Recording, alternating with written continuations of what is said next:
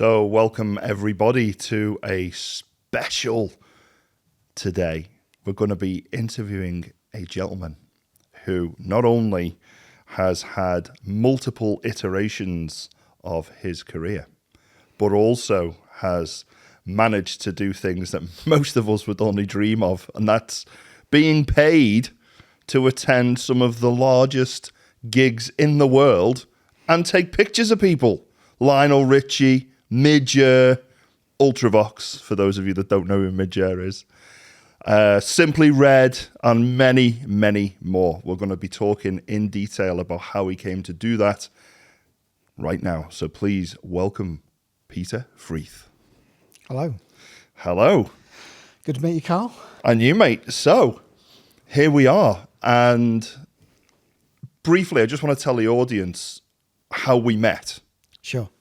And why that's so important, I think, and we'll discuss that and get your views on it as well, because I'm always interested to hear other people's opinions on this very sensitive subject matter of social media.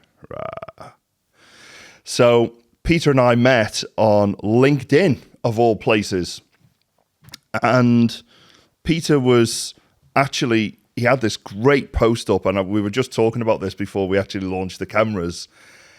And he said something that really struck a chord with me about who needs to give you permission to change the things in your life.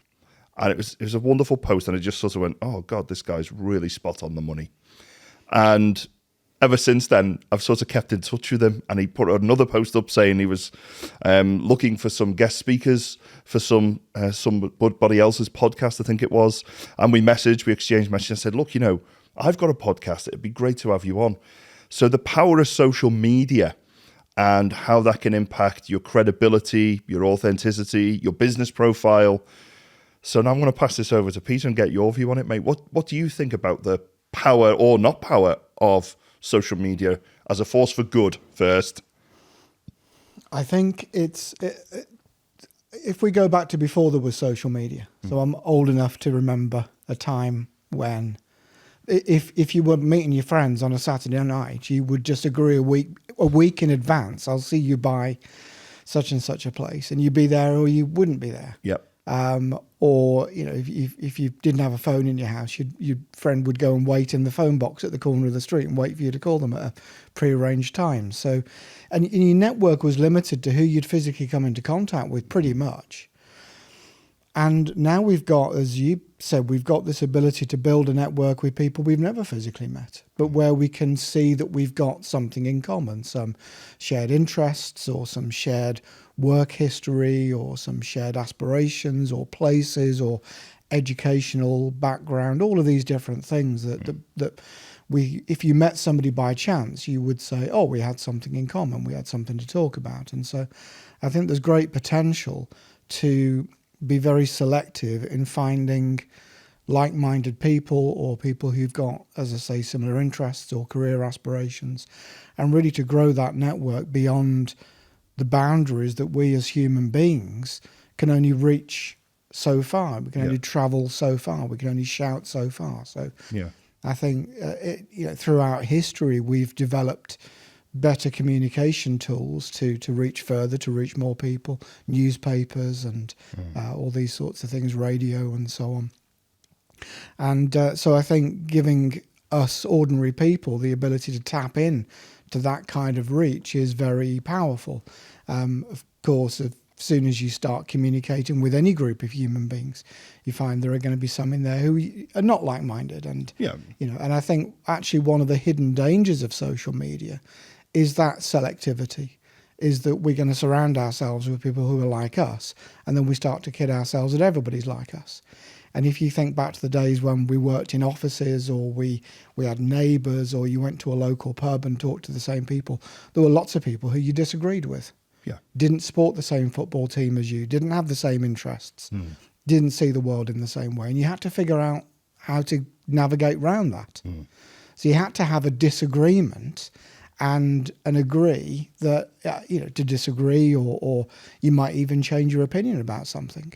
And now we don't have to do that. We can just surround ourselves with people we agree with. So we create what I think you're describing there as an echo chamber of opinion. I think Liverpool Football Club is the greatest team on planet Earth. And if you don't agree with me, then I'm going to get you fired from your job. Yeah.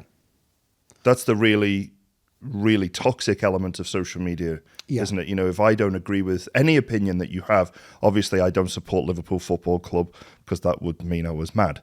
But, you know, we could take a number of other things that people may feel very passionately about and say, oh, well, my particular view on this is X. And you, of course, have a completely opposed position to me. And if we don't agree with each other, you're going to get 50 of your friends to send my boss an email to say, you know, are you aware of your scumbag employee wants to kill children? Or something of that effect, right? I mean, I've seen that happen. Well, it does happen. People make allegations that they know are vexatious, malicious. Well, that they know are going to be paid attention to, attention to, because of the nature of the allegations, whether they're true or false. Yeah. Just to stir up trouble for people. And I think that's always, I guess that's always been the case for human beings. You know, neighbours in a street gossiping about somebody and so on. So I think that's always happened. But I think one of the things that we have, it's the same as road rage, because there's that level of insulation between you and the other person. Yeah, I can get away with it, right? Exactly. I can flip you the bird because I'm surrounded by a big steel box and you're in a steel box. Yes. And we're going to drive away in 5 seconds anyway. Yeah. So I can treat you pretty much like shit if I feel like. Yeah, I can treat you, I can talk to you the way I talk to myself. Yes. Because I want to make you feel as bad as I feel. That inward dialogue, right? Yes, exactly. It should be worth mentioning for our audience that Peter is also an NLP practitioner as well. Was a master practitioner? Master trainer. A master trainer. I'm sorry, not a master, the other one.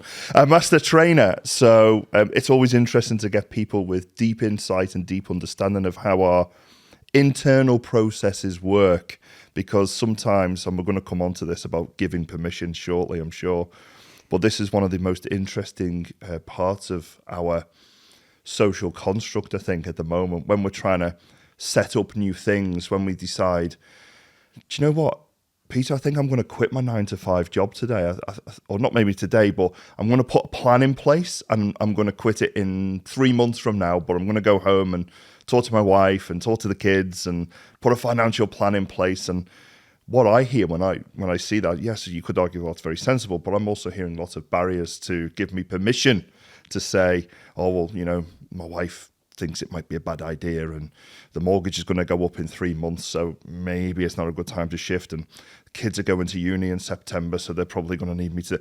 So I can give myself lots and lots of permissions to say, actually, don't bother. I mean, what do you think? Is that happening? Does it happen? Do people give themselves permission to not try?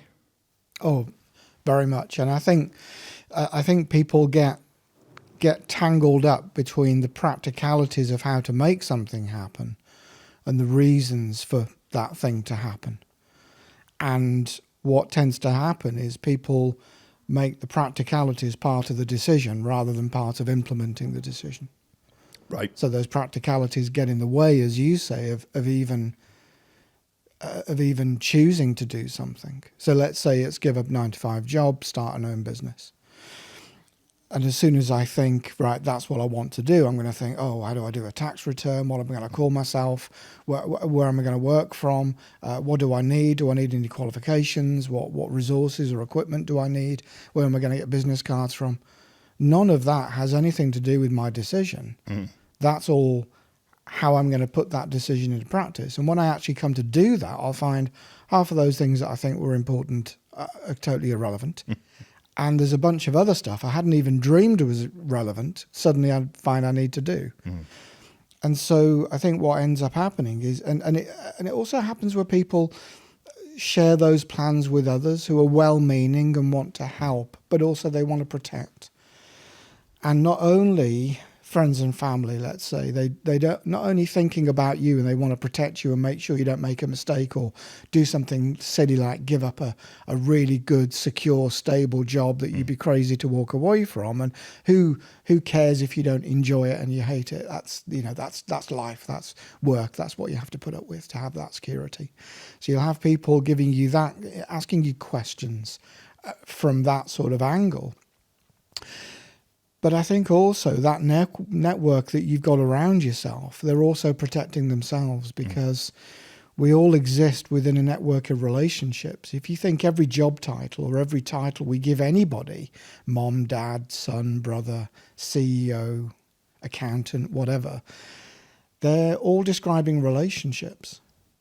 And we want the world to kind of stay the way that it is. We like it the way that it is, and we want people to stay where they are, because it's confusing if people suddenly do something very different to what they did before. Okay. And so in part, people, your well-wishers, your critical friends are also protecting their own interests by getting you to stay the way that you are, because then you're kind of safe in their map of the world. Yep. And they like it. You suddenly do something and show them that their dreams are possible too. That something else can get in the way. There's a real reflection point here for me. I try to simplify the world around me because I'm not as smart as most people. So I think about the zebra. And the reason why zebras have all got black and white stripes, we think, from an evolutionary perspective, is if you're a lion or a pride of lions and you're hunting some zebra, you've got to try and pick out and target the zebra that you want to eat. But of course, if all the zebras are herded together and they all look the same and walk the same and move the same, how are you going to pinpoint and zero in on that one target? What makes that one zebra sort of unique and special where you can target in? So from a zebra's perspective, it's better to stay with the herd. It's better to blend in, not make any waves, move like my zebra friends, look like my zebra friends, make the same noises and eat in the same grazing grounds as my zebra friends, because otherwise the big nasty pride of lions is going to come and get me. So the best thing for me to do really is stay in the herd, and that's going to keep me safe potentially from the pack of lions or the pride of lions that are going to come and pursue me and eat me for supper potentially. And I think there's a lot of cross-reference there for human beings, because when you said a minute ago, it really resonated with me, this about, it's not just about protecting you, it's about protecting them and their identity of the world. A lot of people's own map of the world is very fragile. So when I grew up in a council estate in a place called Birkenhead. So I've got all these friends, many of which have gone to jail. Some sadly have died already. I'm 43 and they're the same age or younger than me in some cases.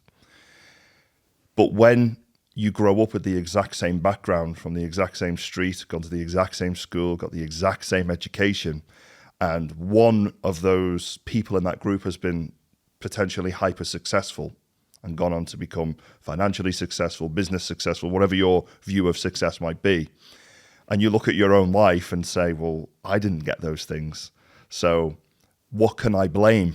Because they went to the same school as me. They had the same single parent upbringing as me, the same opportunities as me, or lack of opportunities as me. So what's left to blame? What else can I do to sort of say, oh, well, they're only successful because elliptical. What is it that makes the people, in your opinion, sort of think that way to give themselves that protection? Those friends and family. So we're not just talking about we're just looking after you, but the sinister, more toxic inner voice going, we don't want them to succeed because then that means I've failed. We can't not compare ourselves to other people. It's how we have to, right? We have to, and it's how we have dreams and aspirations and hopes. We see that something is possible. Yep. We see a river is possible to cross, or a mountain is possible to climb, and suddenly everybody's doing it. And so it's very important for us, because we don't all just start doing amazing things by accident. We have to plan, and was one of the things that we're very good at as humans is imagining things that don't exist in the real world and then making them exist imagining some, where you're going to decorate your living room, and then you go and you buy the paint and the wallpaper and you do it. You make it happen, and it may or may not look exactly how you imagined it, but you've made something happen through the power of your imagination, and that's inspired by others. And we are social animals, and that social drive to fit in is incredibly powerful, and there's been lots of psychological experiments on this where they've got people to act against their own individual morals or beliefs or standards, or even simple things like knowing how to add up two numbers, and people will vote for a wrong answer in order to comply with a social group, rather than be the odd one out and say, you're all wrong, this is the answer. So all kinds of ways in which that social drive to belong will overwhelm our civilized cognitive abilities, and we'll stop to think. And things like you mentioned football, the crowd mentality, that people behave differently when they're in a crowd, and when that crowd is moving in certain ways or has certain beliefs, ideologies, or adversaries. And so that's a huge drive. And I think, there is an element of wanting to stay safe and wanting to stay both psychologically and physically safe. Yeah. By keeping the people around me who make me feel safe where they are. Yeah. I don't want you to climb the ladder because it then exposes me potentially. Yeah. And you're right. Having those excuses, I think if you go into any bookshop and pick up an autobiography, particularly a business autobiography, Alan Sugar or Richard Branson or whoever, people like that. And I've done this. I've looked at the first pages of autobiographies in a bookshop, and they pretty much all start with born on the wrong side of the tracks, council estate, got kicked out of school, broken family, whatever. And look what I've done with my life. That's basically the message of the autobiography. And so for every person who is saying, I couldn't have these things in my life, these nice things, because of my upbringing, there's somebody else saying, I have all these nice things in my life because of my upbringing. And it inspires one person to find an excuse, and it inspires another person to find a way, find a way of making it happen. And I think in terms of that comparison, you can look at somebody who is doing better than you, whatever that means to you, whether they're taller, shorter, better looking, faster, wealthier, doesn't matter what it is, whatever you think that is aspirational to you. You can look at that person and say, oh, why can't I have what they've got? And you can feel resentful. Or you can look at that person, and this is a terrible cliche, but it is true. You can say, how did they get there? And what do I need to do? What can I learn from that? And it sounds, I think when you're stuck in that place of resentment, it sounds so trite and so easy to say, well, be inspired and look at what can you learn from this. But, I've heard that story so many times from people. Yeah. And even people like Tony Robbins, talking about how they were inspired to be more rather than seeing somebody else who had more than them and thought, well, I could never be like that. And I think, though, certainly when I've been looking at other people and saying to myself, God, how did they get to where they are? I've always asked the why question, why did this happen? It wasn't just luck. I mean, a lot of people say it's because of luck who maybe don't understand. But my task has been, how do I get in a room with that individual? How do I just get myself familiar with them? And of course, coming back full circle to social media, I can go on YouTube and look for inspirational characters. I mean, one of my inspirational characters growing up, I have no apology in saying it, was Arnold Schwarzenegger. I mean, the guy was a legend for me growing up. All of his movies, of course, Terminator put him on the map, but he had all these other fantastic films as well. Red Heat, Commando, Red Sonja, Conan the Barbarian, all these sorts of films. And it was all basically physical prowess roles that sort of, wow, this guy's a huge bulk. And maybe his acting wasn't as good as other people who'd won Oscars, but Here comes a guy with a crazy accent that nobody understood in mainstream Hollywood, making films that are grossing decent amounts, making money for the studios. And then, of course, later on in time, when I grow up, he becomes the governor of California. I mean, what a transition, And to think from an immigrant to a naturalized citizen who's a movie star, who's now the governor of California, I mean, what's not to like about that inspirational story? How do I get in a room with this guy? And of course, it's not easy to get in a room with him. So you have YouTube, you have autobiographies, exactly as you said.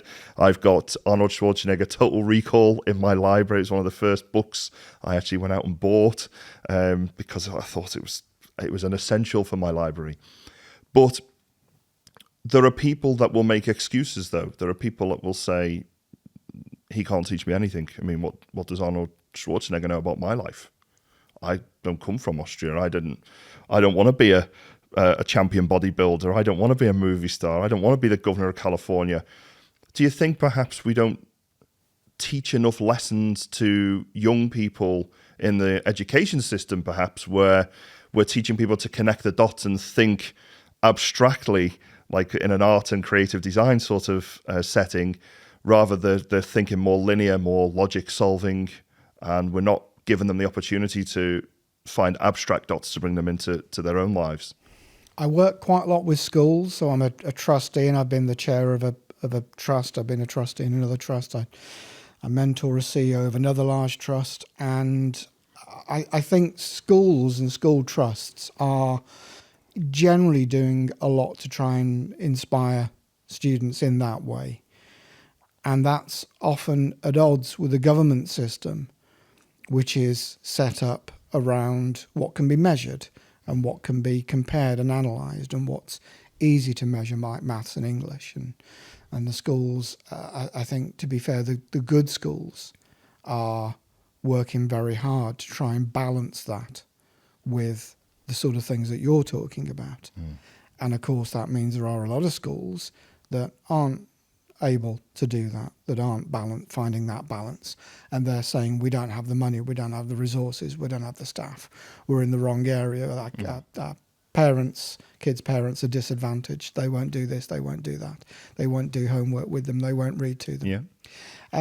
But then there are schools in disadvantaged areas that are doing a phenomenal job of parent engagement and enriching the curriculum and all that sort of thing. So I think it very much varies from one school to another, the actual picture of how much that balance is being found. But I think you're absolutely right that there's a growing recognition that as civilized humans, we have those logical, rational abilities like maths and language, and we have those creative, artistic abilities as well, music and writing and literature and so on.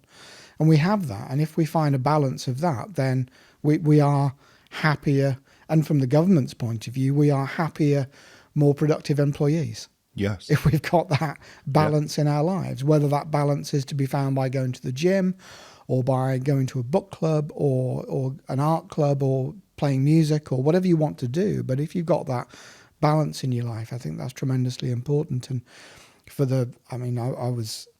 I don't do it so much now, but when I was doing a lot of executive coaching over the last 20 years or so, whenever I've got somebody who's like a professional hitting a midlife crisis, probably from the age of about 40 onwards, they would all say the same thing, which is, I never actually wanted to be an accountant or a lawyer or a doctor or whatever. That was what my parents wanted me to do. Or that's what my parents expected, because that would be a good job and it would be a job for life and I'd have lots of money and security and all the things the parents want for their kids, because their parents didn't have those things. And they all say the same thing, which is, I always wanted to be an artist or a singer or a musician or a writer or a dancer or something like that. Yeah. What they all want to do is give up that day job, that professional day job, and go and do the thing that they always wanted to do. Yeah. And I think in reality, they don't really want to be a dancer or an artist or a singer. But all of those creative roles, they all have something in common that's missing in that person's professional life, Yeah. which is self-expression. Yeah. And what they're really saying, I think, is that they feel like they haven't had a voice. They haven't been able to say, actually, I don't want to do that, Mum. I want to do this. Or I don't want to be following in your footsteps, Dad. I want to go this way. Yeah. And whatever the reality is, they felt, so coming back to your point on permission, they felt like they couldn't say, no, I'm going to go my own way. I'm going to do my own thing. Or I'm not going to give up on this hobby that I love. I'm going to do that job because you're right, that's good security. But I'm going to keep on doing this as well and make sure I always make the time for doing this. Yeah. And I think what often happens is people get into the career takes over their lives, they get married, they have kids, they have a mortgage, and the guitar goes up in the loft. And the added weight and responsibility on that person's shoulders just adds and adds and adds as they get older and older. As the kids grow up, they need more money to do more things. They need books, they need uniforms, they need holidays. As they get a little bit more older, they need deposits for flats. They need more expensive clothes because when you're 3, you don't care what brand your Primani clothes are in. But when you get to 16, nobody wants to wear a Primani t-shirt. They always want not always, but a lot of people want the expensive little crocodiles or the expensive little man with the polo stick on their t-shirts. And, the parents might not have the budget for that. So they have to become creative in their budgets to get the kids what they want because they don't want to be the odd one out. Stop! Before you go any further, if you're enjoying this content, remember to give us a subscribe, a like, a follow, or a share. Every single person that clicks on those buttons, it means the world to us because it helps us reach more people and get people educated in how to get wealth the lazy way. What about though, Peter, the young people? Where I come from, we've got coming up to 5 and 6 generations of taught unemployment. That is, the great-great-grandfather and grandmother have taught the respective generations, and there's not a lot of age gap between them. Some of those age gaps are only 14 years between the mother and the child. So that's somebody's had a child at 14. It's very, very common in some parts of the UK, including where I'm from. So we've got sort of 4 and 5 generations confirmed unemployed now. Now we're getting into the 6th generation. So where I've lived in the past, me and my partner, my wife, we've looked over the road and we've seen the mums, typically single mums, but that's not a derision at single mums. It's just typical for our area. And they've got 3 kids playing out in the street, which is a street with a road. And every day, 6 weeks holidays, Easter holidays, weekends, the kids are playing in the street, the parents are outside having a fag, drinking a beer, having a spliff, and the kids are just playing in the street. 10 minutes walk away, there's 2 parks with climbing frames, swings, roundabouts, lovely green grass, you can go and have a picnic. 25 minutes away, there's libraries, there's museums that you can access completely free of charge. There's beaches 30 minutes away by bus. 3 beaches, in fact, 30 minutes away by bus in the area where I live.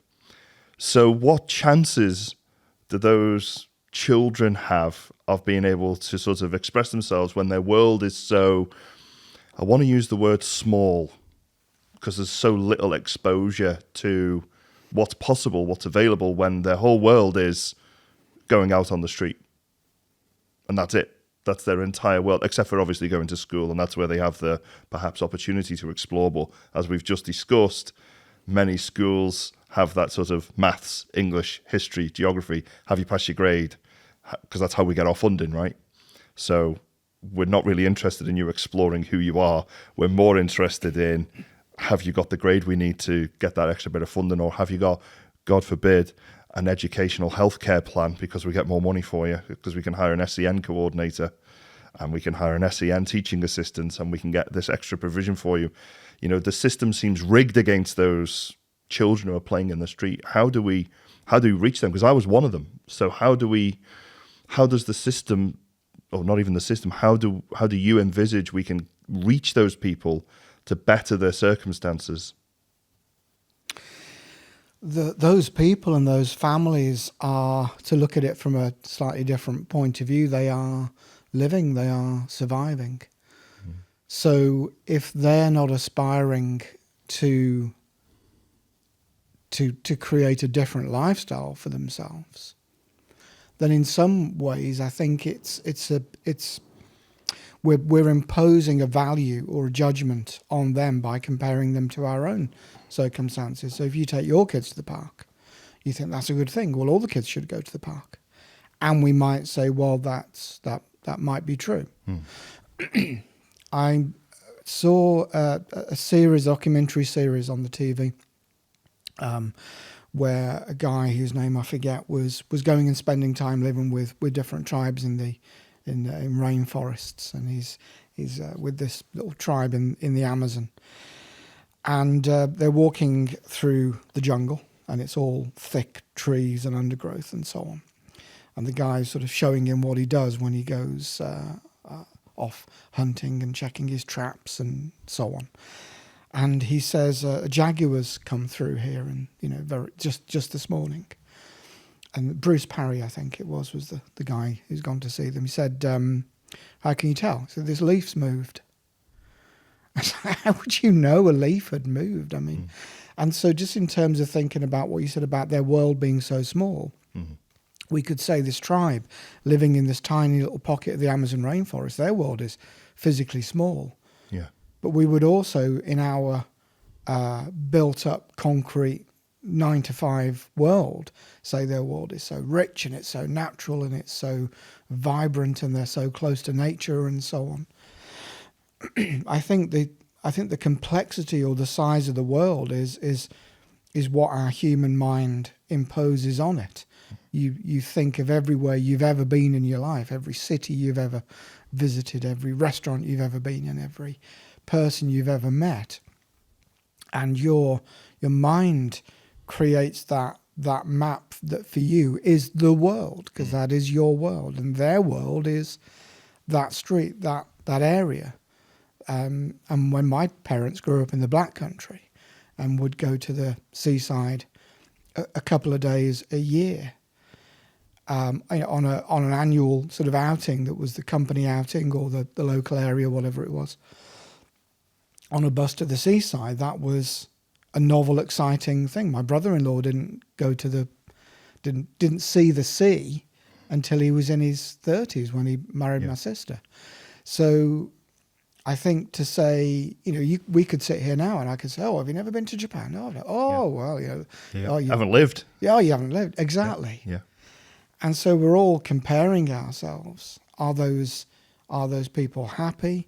Are they getting all of the opportunities that they want, that they're able to take up?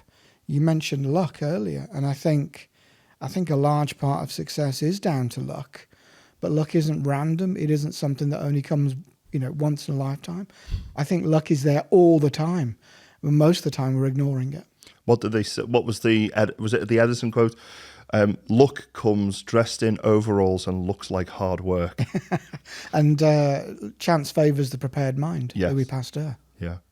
So I think there are opportunities and luck, as we might call it, all the time. But most of them we're ignoring because it's not the right time. I'm not thinking about it. Not on that wavelength. You hear a conversation in a cafe, you think nothing of it. I talk about this. I call it red car syndrome. So if we were to have a conversation now and I say, oh, you've driven in today. How many red cars did you see on the motorway? And you say, I don't know, maybe 20, 30. I don't know. I have no idea. So, okay, well, we'll come back next week. Every red car that you spot, I'll give you £10 for. I bet you my bottom dollar you'll be going out looking for as many red cars as possible. That's opportunity. But if you don't know that opportunity exists, because nobody's guided you to that realization. Yeah. Nobody's taught you. The people who are your mentorship circle, which in the first instance is family and friends, of course, later on. How do you get luck? How do you look for opportunity if your entire domestic circle, your extended domestic circle, your extended family have absolutely no knowledge of it? I think something that's tremendously important is recognition.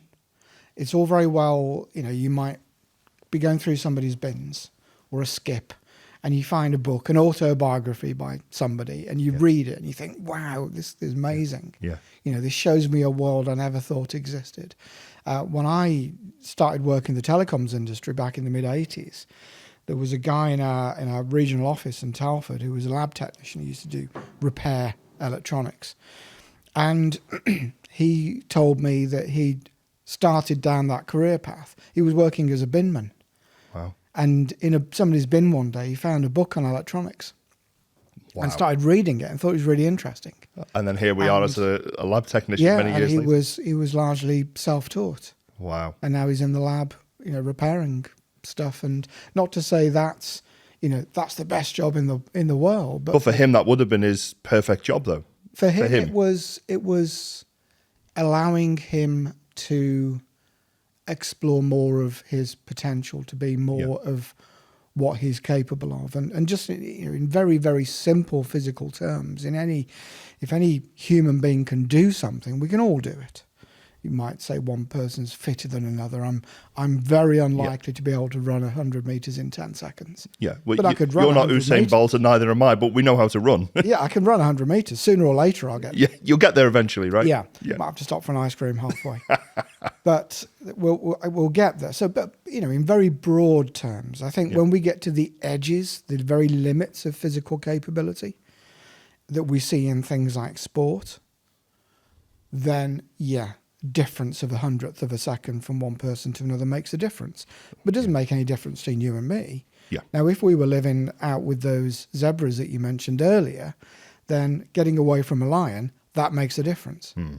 But most of our everyday lives, driving on the motorway, pottering around, sitting at a desk, doing whatever we do, we're not at the edges of human performance. It doesn't matter that much. We're not being pushed enough in those aspects of our lives, are we? They're just transitional experiences to get us from one place to the next, almost. Exactly. And an entrepreneur isn't successful because they can run faster than you, or they can, evade a lion, or they've, developed some mutation that gives them some special power. They're physically just like you, but their brain is wired differently through their life experience, and their life experience creates different outlook on life, which shapes their world, which creates more luck, more opportunities, and so on. Or that can go the other way. Your world can retreat, can contract. You can very easily become withdrawn, depressed, and one of the awful things about and subversive things about depression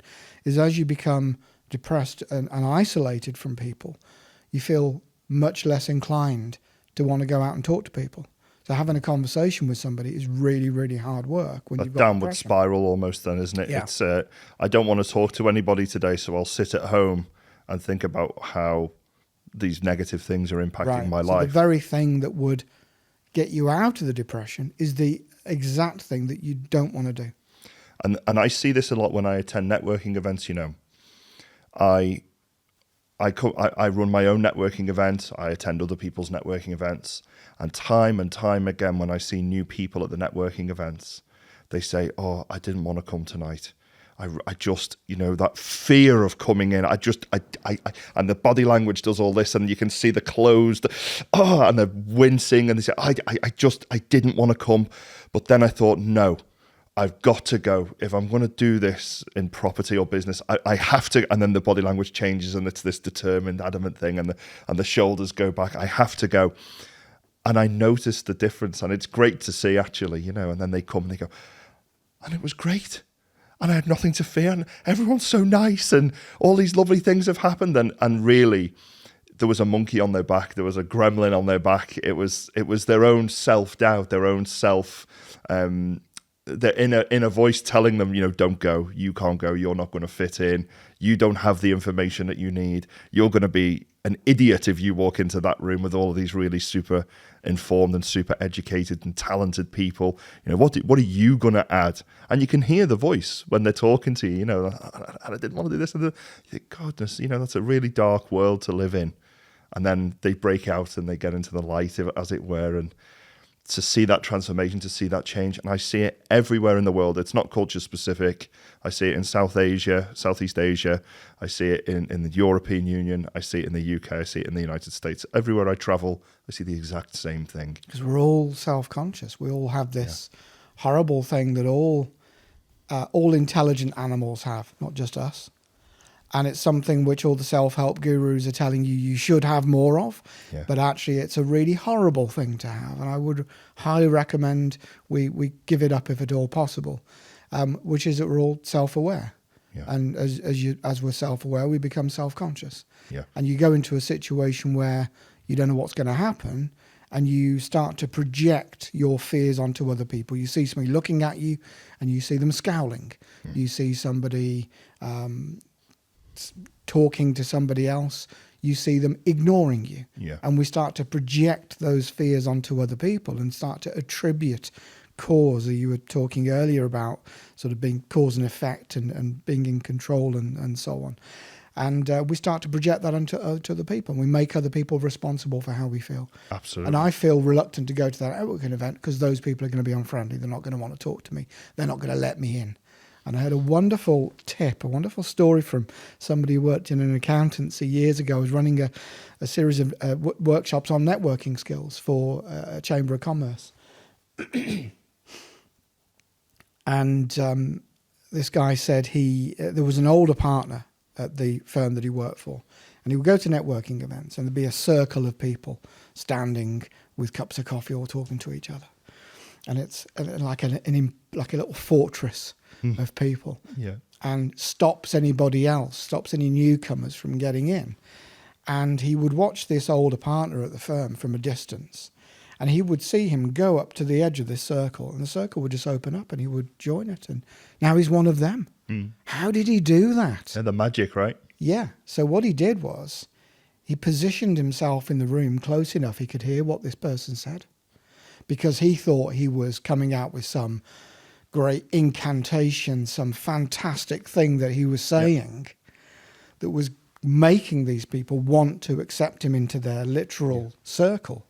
So he positioned himself close enough that he could hear what this guy said. What were these magic words that he was going to use? And the guy goes up to this circle of people and he says, "Hello, chaps."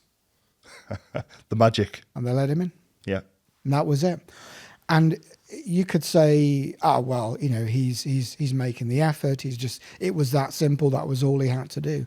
But if we think of it in terms of the sort of relationship dynamics, those people in that circle are not being aggressive or isolationist. They are protecting each other. Yeah. They're seeking safety. They're just as scared as everybody else. Yeah, absolutely. So what happens when somebody else comes up to their circle and goes round and round it and keeps looking at it and coming up and going away again, coming up and going away? It's like a lion. It's exactly like a lion. It's a behavior of a predator. Yeah. And so what are those people going to do? They're going to tighten that circle. They tighten up. Protect. Go back to become the zebra. Exactly. So that guy, by walking up to the circle and saying, "Hello, chaps," he's saying, "I'm safe. I'm one of you. You can let me in. I'm not going to hurt anybody." Yep. And they're happy because, safety in numbers. Absolutely. Oh, somebody else is going to join our gang. They'd be happy for everybody to be in the gang. So it's really interesting, this, because I had to go and study communication because I have autism. And for years, it held me back, but I didn't understand the language around me. The whole world is filled with language that is subtle. Some would argue not even non-existent, micro-level language. I'm not talking about the words that we use, obviously, the body language and so on and so forth. And I made a conscious effort to understand why I wasn't being accepted in the room, because I, with my autism, would say, I've got to get out. The world isn't going to give two shits about me having autism, okay? There's nobody going to save me. There's no life raft for special people in the world. Neurospicy people, I think the politically accepted term is. I won't tell you what I call it, but it's not that. So I went into this room, and for years I was like, God, no one wants to talk to me. It's really hit a nerve, this conversation, in a positive way. So what I started doing is I started looking at the behaviors of those people in those circles, exactly like Now, I don't drink tea. I hate it, actually. I hate coffee. So I drink water because I don't really like flavour. It's one of the wonderful side effects of having autism. I'm hypersensitive to taste. So I drink water, a lot of it. But I notice nobody else drinks water. So I'm not one of you because you're all drinking coffee or tea. Now, I can't drink coffee at all. I just can't. The taste is just too much for me. But I'll go and grab a tea. And then I'll put loads and loads and loads of sugar in it because one of the things I can do is have lots of sugar. I like sugar. And then I'll come in and I'll go, pretty much word for word, I'll say, hello guys, hi girls, hi everyone, hi chaps, just a variation of that. And then the circle will open and they'll hear my very sort of broad northern accent and go, oh, are you a red or a blue? Now, as I've already said, I bloody hate football. Hate it.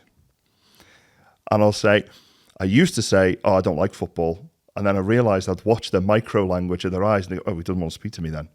Fear. It wasn't that they were being rude to me. Actually, they were being quite the opposite. They were trying to find the commonality between us. You know, even if they said, oh, you're a red, well, I'm a Man United fan, you know, a little bit of rivalry could have gone on. But no, I shut the conversation down without realising that actually I had this wonderful invite to engage with another human being.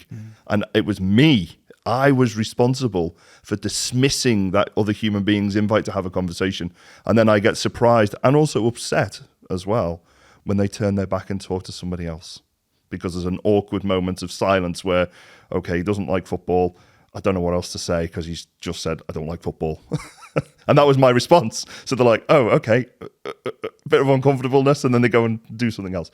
So I had to go away and relearn how to communicate with people, not talk to people, communicate with them in a way that was safe for all parties.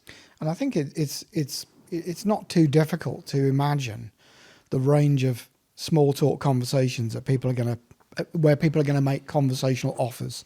Yeah. And to have a range of answers sort of in the back of preloaded. Yeah, that's what I do. Like, you know, are you a red or a blue? It depends who's winning. is an opening question, and it's a fun question, and it invites banter or further conversation at the very least. Whereas, as you say, I'm not interested in talking about that. I don't want to talk to you. You know, because what everybody's trying to do in that situation is back to finding common ground. What do we have in common? Yeah. It's football. Where are you from? What work do you do? Where did you go to school? Have you got kids? You know, there are these shared life experiences, these very broad life experiences.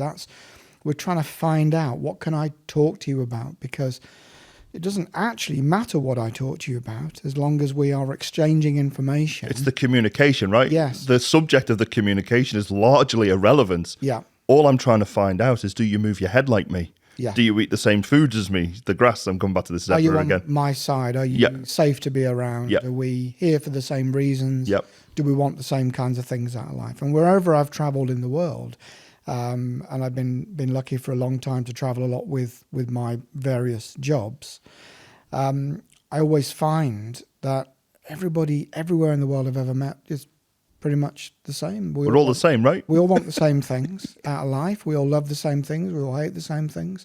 We all want to be treated the same way. And the differences between human beings are probably much less than the differences between breeds of dogs, and dogs are all the same species, and Alsatian and a poodle are the same species. Absolutely. You know, the variation between Alsatian and a poodle is just like, you know, blue eyes or brown eyes to us. Absolutely. Aliens would just say, well, there's just a bunch of humans there. I'm English. No, I'm American. I'm Australian. You know, don't call me English. So aliens wouldn't care.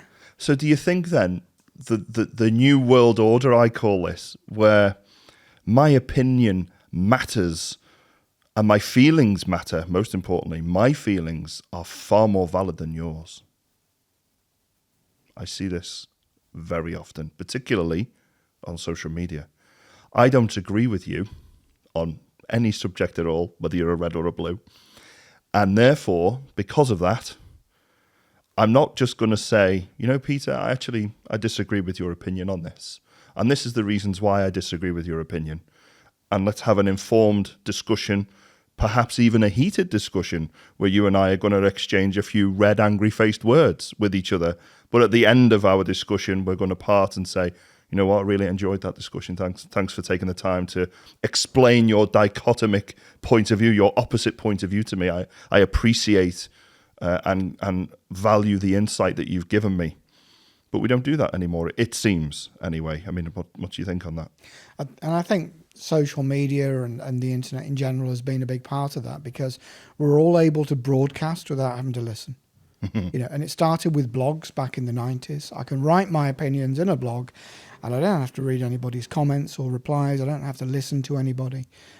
Here's my opinion, and this is the way that my world is.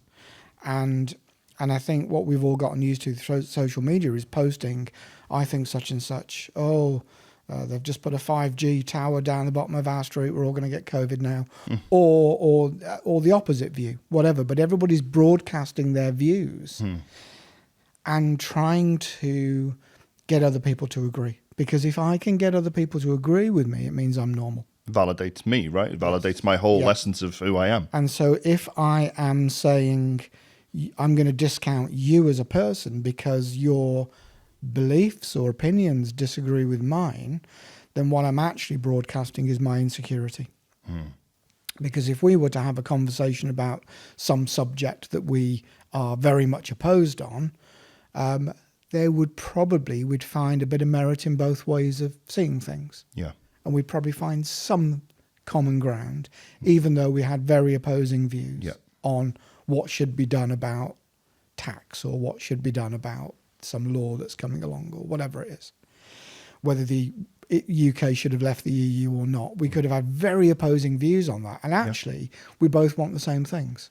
There were family members that didn't talk to each other as a result of Brexit, as you say. Yeah. You know, I want to stay in the European Union. You want to leave. If that's your opinion, that's fine. You're allowed, by the way. And because of that, I don't want to have a conversation with you anymore. Yeah. I'm not even prepared to discuss it with you because you are pretty much, in my eyes, whatever part of the argument you fall on, you're a traitor to our values, whether you want to stay in or leave, whichever one. No, I think you're a traitorous lech, and I can't have you in my circle anymore. And I think the irony is when you get to talk to people about those values, they're pretty much the same.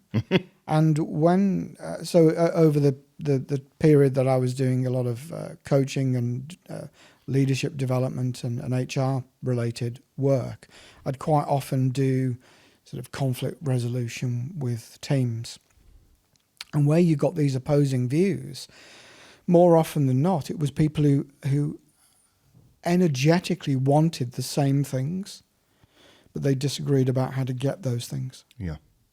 So we both want the same good things for our home, our country, but we disagree about the best way to get the execution of that, yeah. Yeah, because as soon as you're doing anything that involves two or more people, every decision is a compromise. Yes. You want to go out, what are we going to watch on TV tonight? Yeah. I want to watch Emmerdale, you want to watch Corrie. What do we do? Exactly. Yeah. And we solve those compromises by doing, often by doing one of the things that we are very good at humans, is structuring time.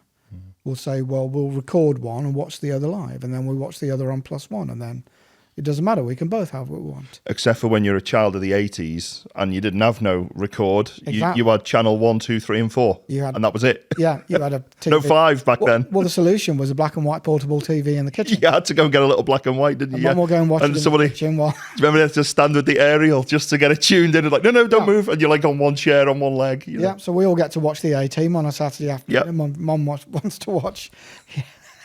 Absolutely. Fanny Craddock, she has to watch her in the kitchen. You know, for the younger viewers here, you have no concept of what we're talking about. But just for context for you, you had BBC One, BBC Two, Channel 3, it was ITV or Granada actually it was when I was there.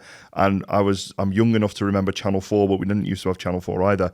There was no Channel 5, there was no Sky, no cable, nothing. How far back do you remember? I remember the launch night of Channel 4. Wow. So 4 channels for Peter. That was new technology. I remember watching Scooby-Doo in black and white. Wow.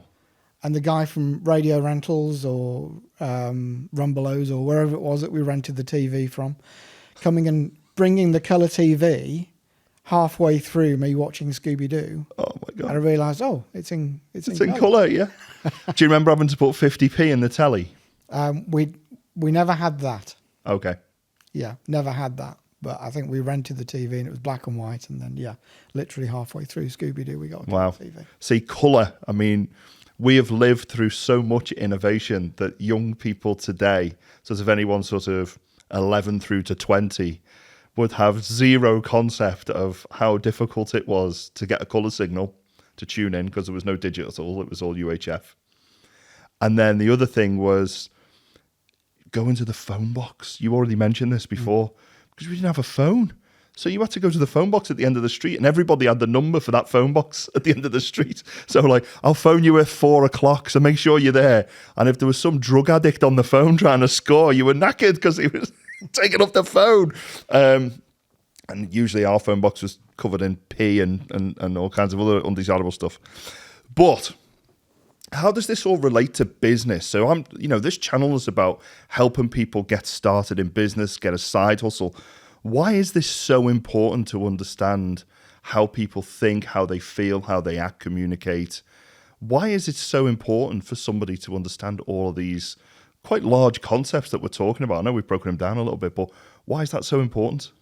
I think for two reasons. First reason is that if you can't understand your own behavior and motivations, you will always be at the mercy of circumstance and other people. If you don't know, for example, how your boss pushes your buttons to get you to work the weekend and not get paid for it, then it will happen over and over again. And you might say, I'm never doing this again. And you will, because you don't know how it's happening. So I said that sort of self-awareness, self-consciousness, it can be a horrible thing to have. But I think what's more important is other awareness, not self-awareness, but other awareness. If we can be aware of our impact on other people, and we can be aware of other people's impact on us. Not to say my boss makes me angry, but I understand that when my boss does this, I feel a certain way. And that's not because of my boss. It's because I'm projecting something onto my boss. I'm making them in charge of my feelings, or I'm making them in charge of my weekend, or in charge of my career, whatever it is. So you mentioned permission before.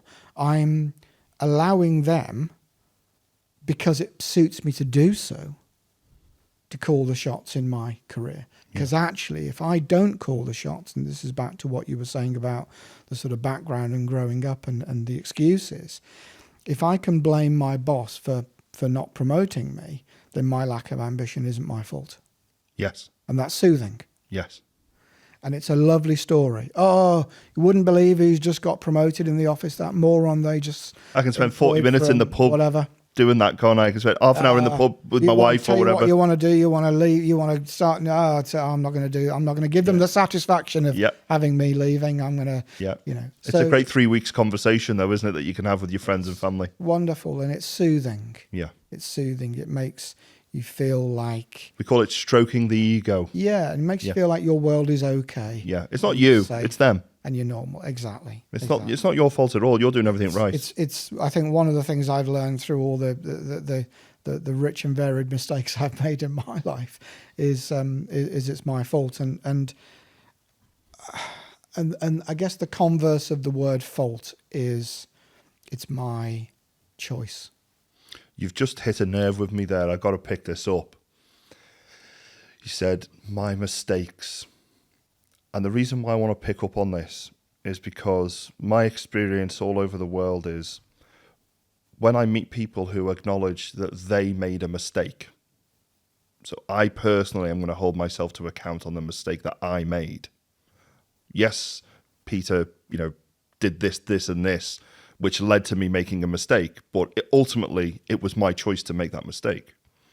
Those that take accountability of those mistakes, large or small, it doesn't matter. They are the ones that become, from their own perspective, successful. That's a really strong message I've seen. It doesn't matter what culture, what worldview you have. Everywhere I go, the successful people take accountability of their mistakes.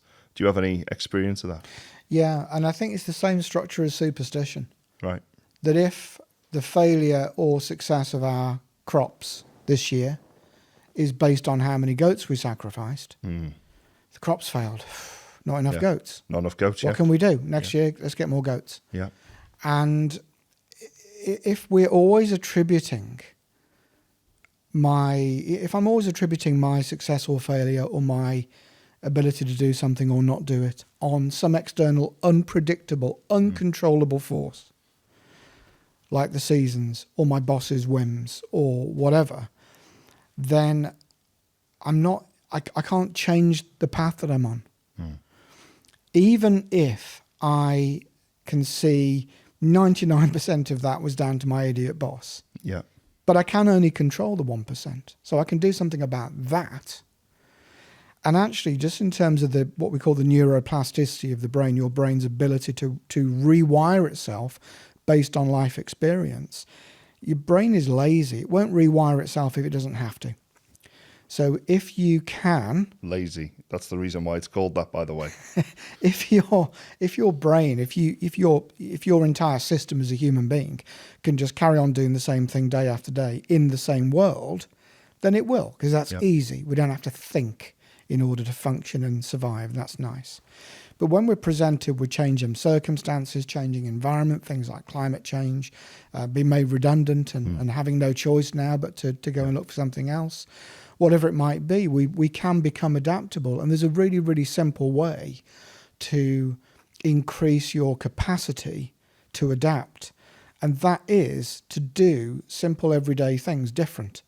Brush your teeth with your Left other hand and right hand, yeah. It sounds stupid. It sounds like a cliche, but the research has been done on this, that when you force your brain to rewire to new patterns of sensory input and also output, actions, it doesn't matter whether you're rewiring your brain for something small, like which hand you hold your cup in when you drink, or which hand you use your toothbrush, or which order you do, do you do your, in the shower, do you do your shower gel or your shampoo first?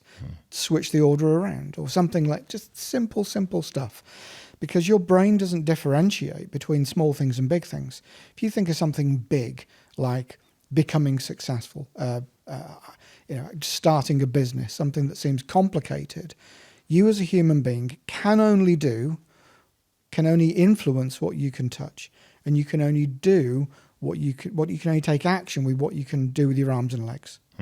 So building a business, I'm going to have my own business in a year's time. How do you need to move your arms and legs right now as a step towards that? It's like saying, I'm going to be standing on the top of that mountain a year from now. Well, you don't just get there one morning. Yes. You take There's a lots of steps, right? and another step. And that sounds, again, like a stupid cliche. But it really is the case that if you change little things on purpose, then big things get very easy to change, because actually in terms of the motor output from your brain, they're the same. Yeah. They're all small actions. They're all things that you can touch, things that you can see and hear, a person you can speak to. If you want a pay rise, you can work every weekend. You can start dressing like the boss, which you will see happen in an office when a new boss joins. People's way that they dress will morph over time. You can do all of that stuff that you think will get you noticed, or you can just go up to your boss and say, can I have a pay rise? That's the easiest way, and it's the way that most people will avoid like the plague, because we're all afraid of rejection. It's the most uncomfortable part, right? Yeah, because it's a binary yes or no. Yes, exactly. If the answers are no, it's finite, isn't it? It's a yes or no. Oh no. I mean, for me personally, now in my life, the worst answer is, not sure. I think about it. Why did you just say no? Stop lying to me. Just say. Do you know what? That drives me bloody crackers. That does. I say to somebody, do you want to come to this networking event? I'll think about it. I'll see what happens. Just say no. I'll think more of you as an individual. Just say no. Yeah. It's fine. And we love certainty. And in terms of the sort of role models and people we aspire to, it's people, we talk about qualities like people who are determined and single-minded and so on. But all it is they make decisions. They're decisive. They say yes and no. Yeah. And one of the things that I'm very keen to do in my life personally, more, that I've learned over the years, is to do the things I said I would do, even if I really, really regret saying yes, but I'll do it anyway because it's a lesson to not say yes next time, to think more carefully There's some accountability there, though, isn't there? It's like, oh, I shouldn't have said yes to that after all. Rather than just blame somebody. Like if I got up this morning, I think, oh, I can't be bothered to drive to go and talk to this idiot and do this podcast. Idiot? Who's the idiot? I could have said, oh, my car's broken down or something's come up. And I could have done that. But I think that there's lots of things that I do. And I think it makes you think more carefully about what do I say yes and no to, rather than just give the easy answer that's going to please somebody, or you think is going to win you favour with somebody. Absolutely. And then afterwards you think, God, I really shouldn't have said wish that. I hadn't have said, because I've ended up working the weekend for nothing, and nobody even cares. But then also, you know, when you make a decision, and you made a decision to come to our podcast today, right? That buys you emotional currency. That buys you credibility. Because next time I have an idea in my head, God, do I know somebody who could really get me out of this jam who just happens to have skills in digital photography, for example? God, I do know this one guy, really reliable, highly credible. When somebody asks me for a recommendation on LinkedIn, who's the top of my list in that? Well, it's a very short list because I don't know that many of those particular professions anyway. But who do I know that's credible? One. So I think it's an interesting thing that people go to great lengths to represent, or sometimes even to fake credibility.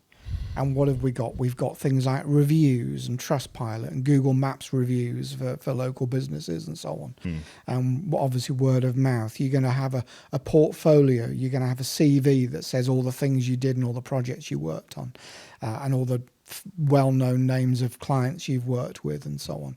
So all of this is to demonstrate credibility to a stranger who doesn't know you. Yes. And I think people, often business owners and people starting out with their own businesses, really put a lot of effort and worry into credibility.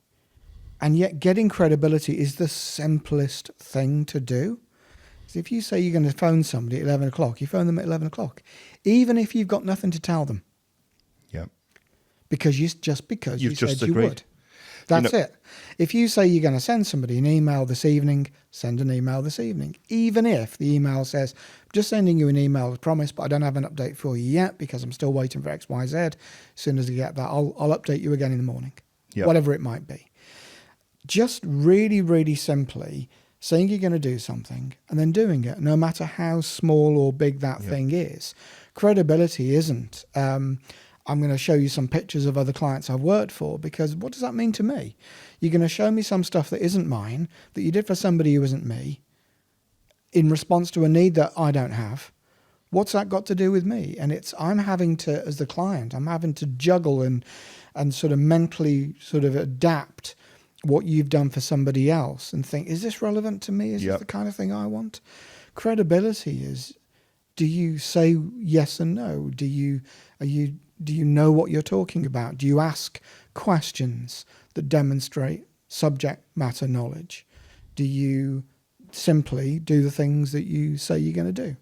So here's an interesting insight for me, because I work in the property space, and property education, like most education, is highly unregulated. And when I say highly unregulated, it's the Wild West. So I can watch a YouTube video today, 20 minutes, and then start posting on social media. I've got quite a decent social media following. By the way, I'm running a course this weekend on how to invest in Knightsbridge in London and get your first £10 million mansion for 8 million quid, so 20% below market value. If you want to come on the course, it's 300 quid, and it's going to be at the Crown Plaza Hotel in Leeds, which stinks, by the way. I've been there. And yeah, just pay me 300 quid and I'll teach you everything you need to know, having watched my 20-minute video. I'm a property guru now. Welcome. There are lots and lots of people doing that right now in the spaces that I operate in. I'm like, let's just go and check their company's house, register of companies as directors. They've got 3 companies with 1 property in them, which are all worth less than 100 grand each. Their credit risk portfolio means that, you couldn't get credit to get a chippy meal because they haven't got enough money in their credit risk profile to be able to lend them on any more. And yet here they are telling people they're worth, millions and millions of pounds. I've got a 25 million property portfolio. Wow, you only started in July last year. That's incredible. How did you do it? Oh, well, and then they give you lots of smoke and mirror answers. But when you do some due diligence, it's not there. But there's so many people who are willing to believe it because they want something better than their current circumstance. So you mean to tell me that if I give you 500 quid today, you're going to make me a millionaire in 6 weeks? Yes. Okay, great. Yeah, that's a cast iron guarantee, of course, And then when you look at their actual advert, it says the little disclaimer at the bottom, this is a representative only. It is a fictional thing, and this is not always a genuine thing. And by the way, we don't make any guarantee whatsoever as to the success.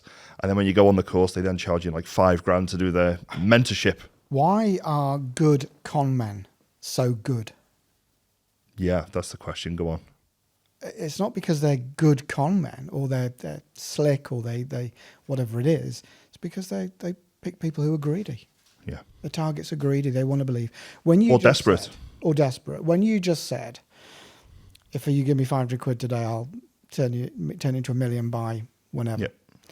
You looked away and you shook your head in a no. Yeah. So you communicated to me that you didn't believe what you were saying. Yeah. I could tune that out and just hear the yes, because the yes is what I need to hear. It's what I want to hear. Yeah. And I've seen this so often when I've worked with sales teams in all different sort of sizes of companies. I could go to any sales team in any corporation and double the sales conversion rate. Okay. Really easily. And I'll give you my secret. Go on. Don't tell anybody. Okay, we're not going to tell anyone. Cameras Don't off. tell anybody. Cut this bit out. I get the salespeople to take all the crap off their forecasts. Okay. Now their conversion rate goes up because instead of defending all the stuff that's on their forecast, it shouldn't be on there. Oh, it's strategic. Oh, well, they're just going through this funding round and they're just waiting for the outcome of that and all this sort of nonsense. You've got it on there because you've been rewarded and recognised for having a long forecast, not for closing deals. Which is the lifeblood of the business, right? Getting that money in. And, well, actually, it's really interesting because when I say closing, I don't mean winning. I mean, get it off the forecast. Closed, win or lost. Right. Certainty. Back to it's a yes or a no. What is it? Having the courage to go to a prospect and say, look, we've been working on this thing now for 6 weeks. Is it going to happen or not? Just tell me. Probably not, to be honest, but it makes me look good to my boss if I'm working on something. Yeah. Okay, great. I'll give you all this and you make it look to your butt, but I'm not going to waste any time chasing you. Okay. Yeah. Thank you. And we're both happy. Yeah. We're both happy. We're both being honest with each other and we're both happy. Are we going to win it or not? And it's off the forecast. So stuff that, if it's been on the forecast for like 6 months, it's not going anywhere, is it? We take that off. Suddenly they're working on a fraction of the number of deals that they were before. They're putting more effort then because they've got more time. Yeah, your time resource has just been doubled down onto the things that have got likelihood of success. Yeah, and we're focusing on not winning or losing. We're just focusing on moving forward. Yeah. And we're just focusing on the simple stuff.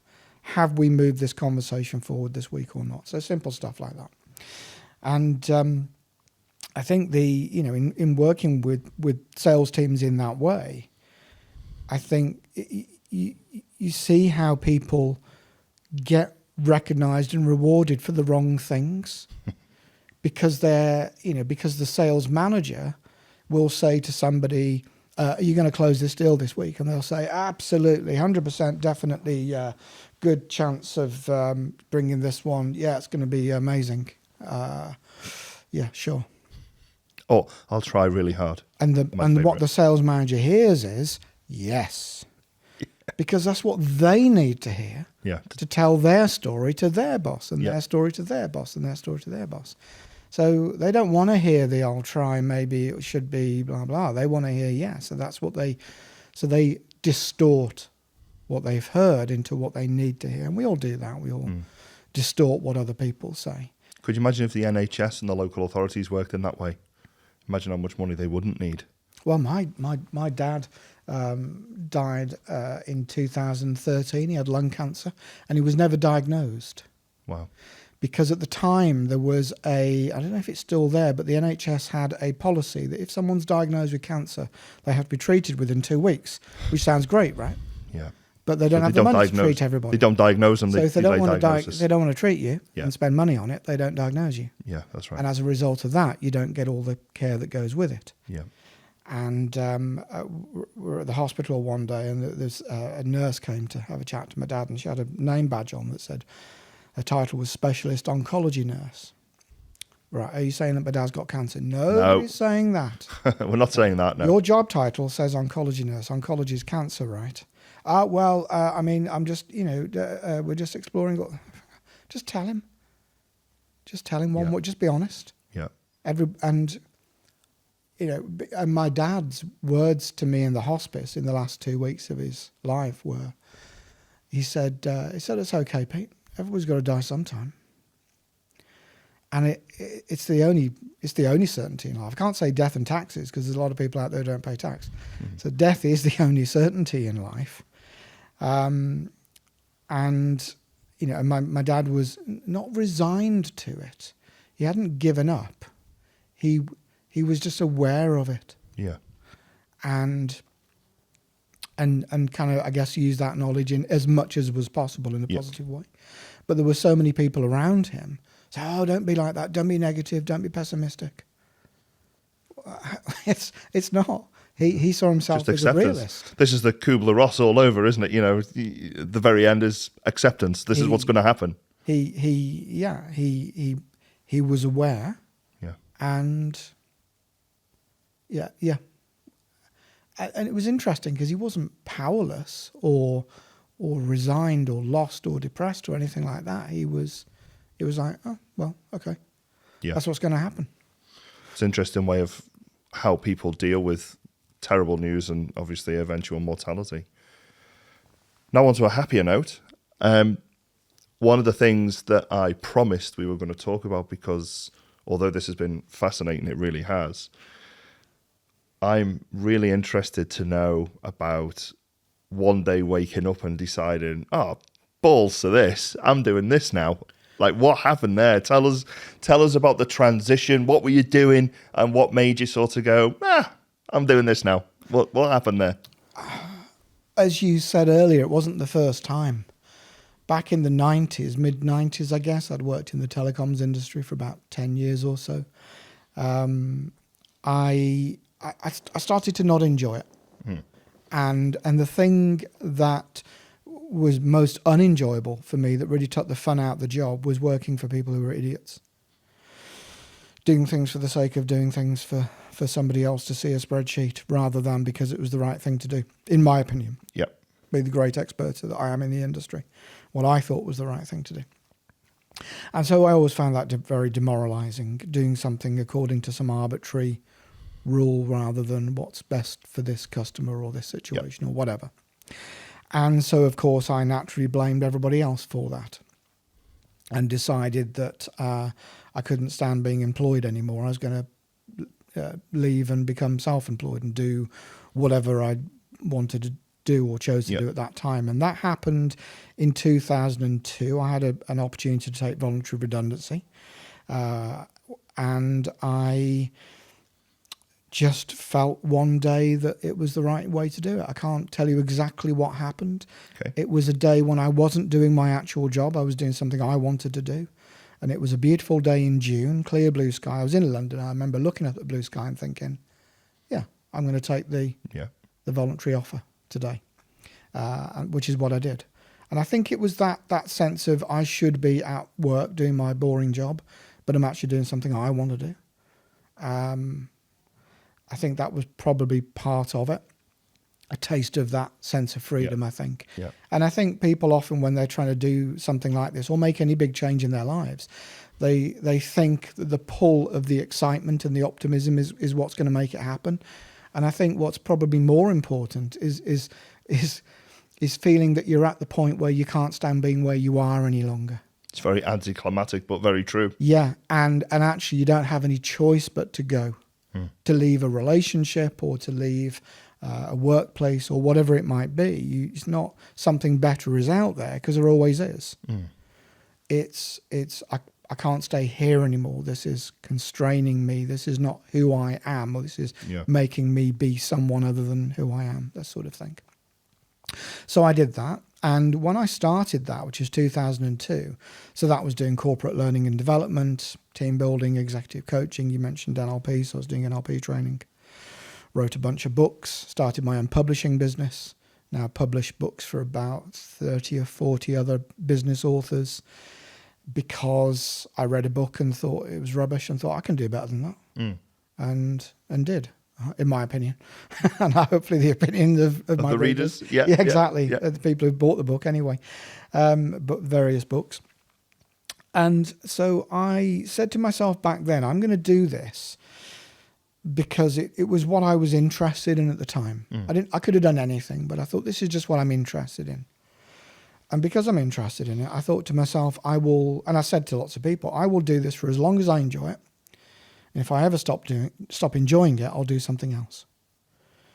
And then in 2002, so we went through COVID.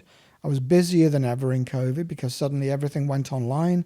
Everybody wanted to do training, particularly around anything that was going to help them with life change, career change, because it made everybody reevaluate what they were doing with their lives and careers. So I was running double the number of training courses that I had been before. So COVID, couple of years, very busy. And then the lull hit after that when everybody went back to work.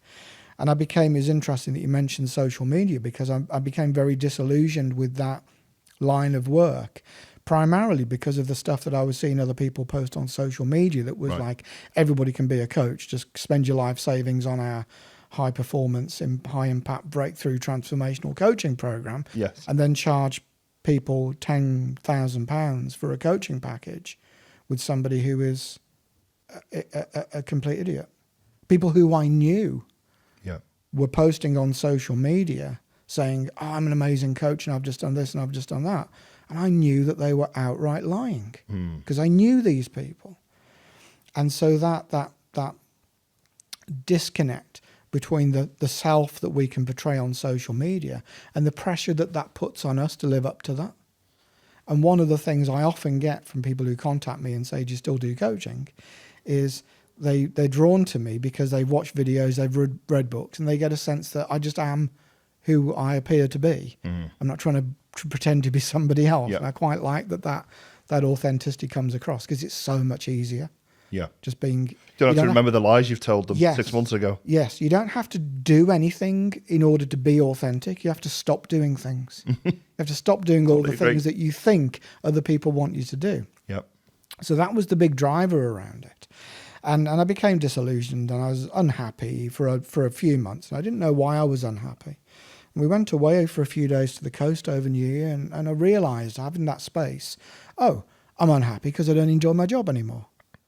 And I think when you're very close to something, you're doing it every day, and you're trying to make it work still, you lose that perspective. And so having just those 2 or 3 days to step back and say, why am I unhappy? It's because I don't enjoy my job. Oh, okay. It was that simple. I just couldn't see it. I was too close to it. And I thought, all these years I've been saying to people that I've said, I'm going to do this for as long as I enjoy it. And if I stop enjoying it, I'll do something else. Well, I've got to put my money where my mouth is. I've got to accountability for do the thing that I said I was going to do. So driving back from the coast, I was thinking, but what am I going to do? So I kind of decided at this point, now I'm going to do something else. What? And I was driving up the motorway and I suddenly thought, why don't I just do the thing I've done all my life that I really enjoyed? And it takes you like to the halfway point of your life to realise it. Well, I borrowed my dad's boxed brownie. Right. Going on a school trip to Bognor Regis at age maybe 10. And again at age 11, and I always had a camera with me, and I always enjoyed it. And I'd do people's weddings, and in a sort of an informal, what they now call documentary style, and they charge you extra for. Charge you extra for amateur photography, basically. Brilliant. Was what I did, and people used to say to me, we loved your photos better than the official ones. My photos showed people enjoying themselves. Yeah. And Emotion and feeling and genuine happiness. Not here's a record of who was there, but Yeah. this is how people felt. This is how people enjoyed the day and so on. I just got to come into that because, that's a real analogy for me. When you get married and you get a professional photographer for your wedding, it's all staged photography. Turn round, smile. Can you just turn to your left a little bit? Sorry, can everybody just move one step forward, one step back, one step to the right? The sun's just here, so we'll just do our little best to pivot you all this way. And then even when they're taking sort of action shots, when people are dancing, they might take 100 photographs of something and then give you one because they think that's the perfect thing. But actually, nothing's further from the truth. There are photographers who have come from studying photography at university, which has a lot of value, but it also teaches a certain way of doing it, which is completely controlled conditions. Right. You control the light, the angle, the subject, everything is controlled. But it's a dynamic situation that we're talking about. Right. So they're used to working with a subject, a model, and saying, stand there, lift your head up, move your head to the side. Can we have makeup, put a bit more, lipstick on? Can we change the colour of the scarf? Can, move like this? And they're treating the person like a still life, like they're a shop mannequin. And for me, that takes away what I love about it, which is the interactive human element, but also particularly what I like about things like live music and theatre is I have to work really, really hard to keep up with what's going on. And that just makes it more fun for me and more interesting for me. If I'm controlling everything, it's boring because everything that's happened is coming from inside my head. I've got a picture in mind that I want to reproduce, and I'm going to hire a studio and a model, and I'm going to reproduce the picture that's in my... What inspiration? I know photographers listening would say, yeah, but we've done mood boards and we've looked at you've looked at other people's work. Can you hear yourself? Yes. You've copied other people. Yeah, I'm just going to copy and paste what they did, right? Right, exactly. Yeah. And I'm going to do something in the style of this and that, and I'm going to juxtapose this and that thing and so on. But it's all controlled fundamentally. And what I like doing is work in environments that are uncontrolled and unpredictable because it's fun and it's interesting. And so I just decided that was going to do. So 2nd of January, I decided that was what I was going to do. That's this year, right? 2025? 2022. Oh, 22. 2022. 2nd of January, we got back from the coast, having made the decision. By that evening, I'd got a website that I built. And I realized, I think for anybody looking to make a big change, career change, start a business, for me, I think the thing that's really important is you think, what are the critical things that I need in order to make that first step? And it isn't business cards and it isn't hiring an accountant. It's what does a client need to see or hear in order to give me some money? Yeah. So I knew the thing that I needed was portfolio that was specific to the kind of work I wanted to do. Because the first question somebody's going to ask, photography is a really easy thing to sell. It's like, can you come and take some pictures of this thing, this corporate event, this conference, whatever it is? Yeah. Can I see some pictures of other conferences you've taken pictures at? Here you go. Yeah, they're nice. You're hired. Yeah. That's it. Yes. That email when you say you're going to, phone when you say you're going to, that simple stuff.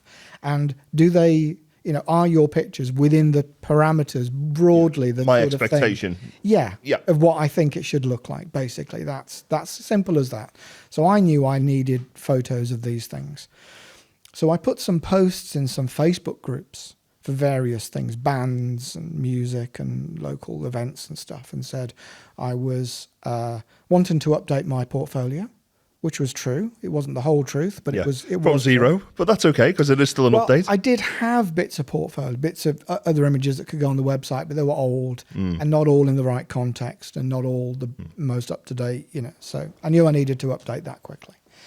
By January the 7th, so only 5 days after making the decision, I was shooting my first gig, and by April was the first projects I was getting paid for.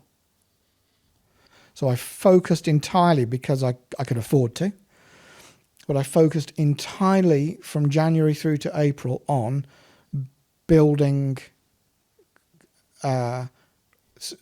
credibility through I can show you that I've done the kind of thing that you're looking for, Yeah. and I can articulate what it is I do, and I can build the network. I think rebuilding the network is one of the most important things. When I left the telecoms industry, I had a couple of years of running an NLP and coaching practice group within the company, and that was open to the public.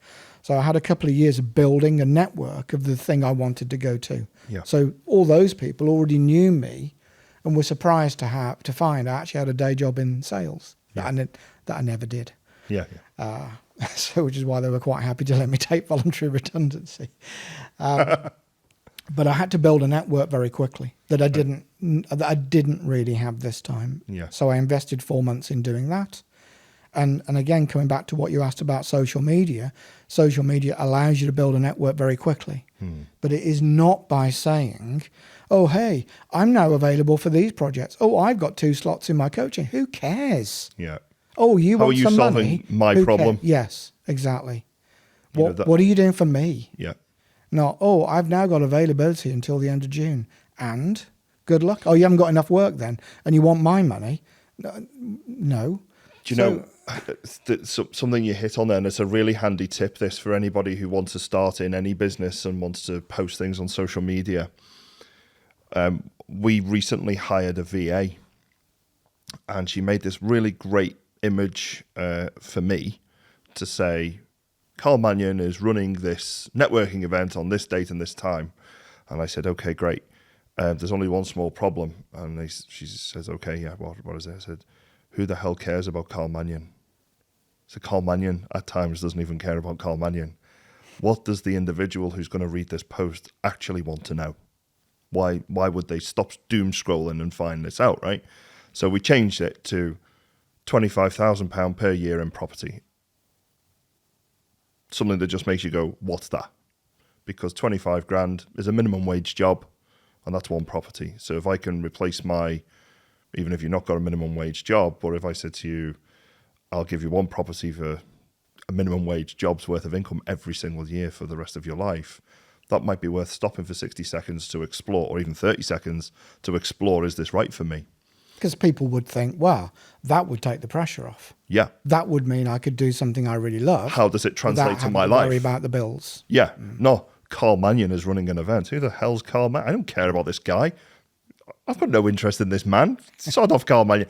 So teaching people, we call it the hook in sort of the digital media marketing world.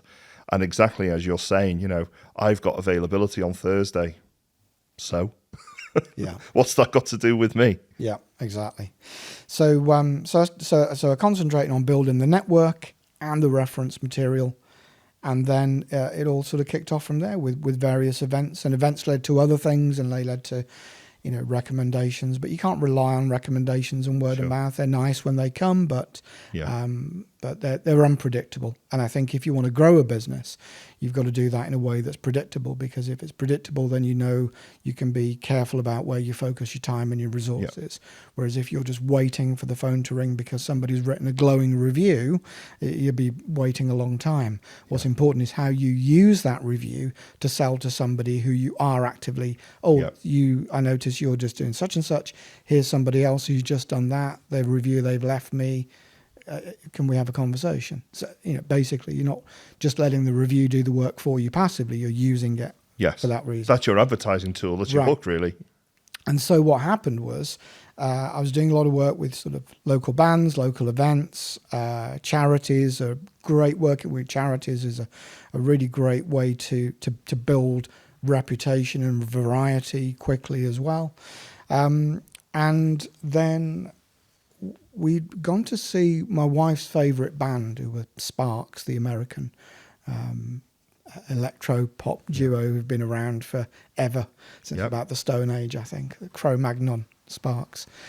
And we were in this theatre watching Sparks, and there was a photographer on the pit side of the crowd taking photos of them. And I looked at her and I thought, oh, that should be me. Like, why didn't I think to apply for a photo pass? Yeah. And I think up until that point, the sort of stuff I'd been doing, that thought didn't occur to me because I hadn't moved in that sort of arena yet. Yes. But as soon as I saw that, And it was automatic to not think, oh, I should be doing that. Why isn't that me? It's not fair. Why didn't they phone me in the first place? Yeah. Yeah. Why didn't they know I was coming tonight? Yeah. Yeah. Could have brought my camera if they'd have asked. Yeah. Instead of that, it was, oh, I should be doing that. Right, how do I make that happen? So I immediately went home, started looking for music magazines to get taken on as a freelance photographer and writer. So now I photograph and review for 2, sometimes 3, but mainly 2 online music magazines, and I've had stuff published in the mainstream like media, newspapers, in music magazines, that sort of stuff. And even photos have been picked up by the artists and used by the artists as well, which is lovely. And that's the thing for me, actually, is I've taken a photo of somebody, whether it's a portrait of a local businessman, or whether it's a theatre, or whether it's a networking event or a musician, and because I think most people hate their own photos, but they love that enough that they want to use that to represent them. Yeah, they're mirroring, aren't they? That's right. My idea of reality for me. It's brilliantly captured. And the reason that's most important for me is the way that I've seen something in them. And this is why my business is called Genius. It's not about being clever. Genius is about inspiration and about seeing potential in people. I've seen something in them, and I've been able to bring that out in such a way that they look at it and go, wow. Oh, wow. Do I look like that? I've never liked a photo of me before. And that, for me, is wonderful. And that's not because I'm the world's technically most amazing photographer. I may be, but it's not. That's not the reason. It's because there's something in the human interaction that's brought something out in them.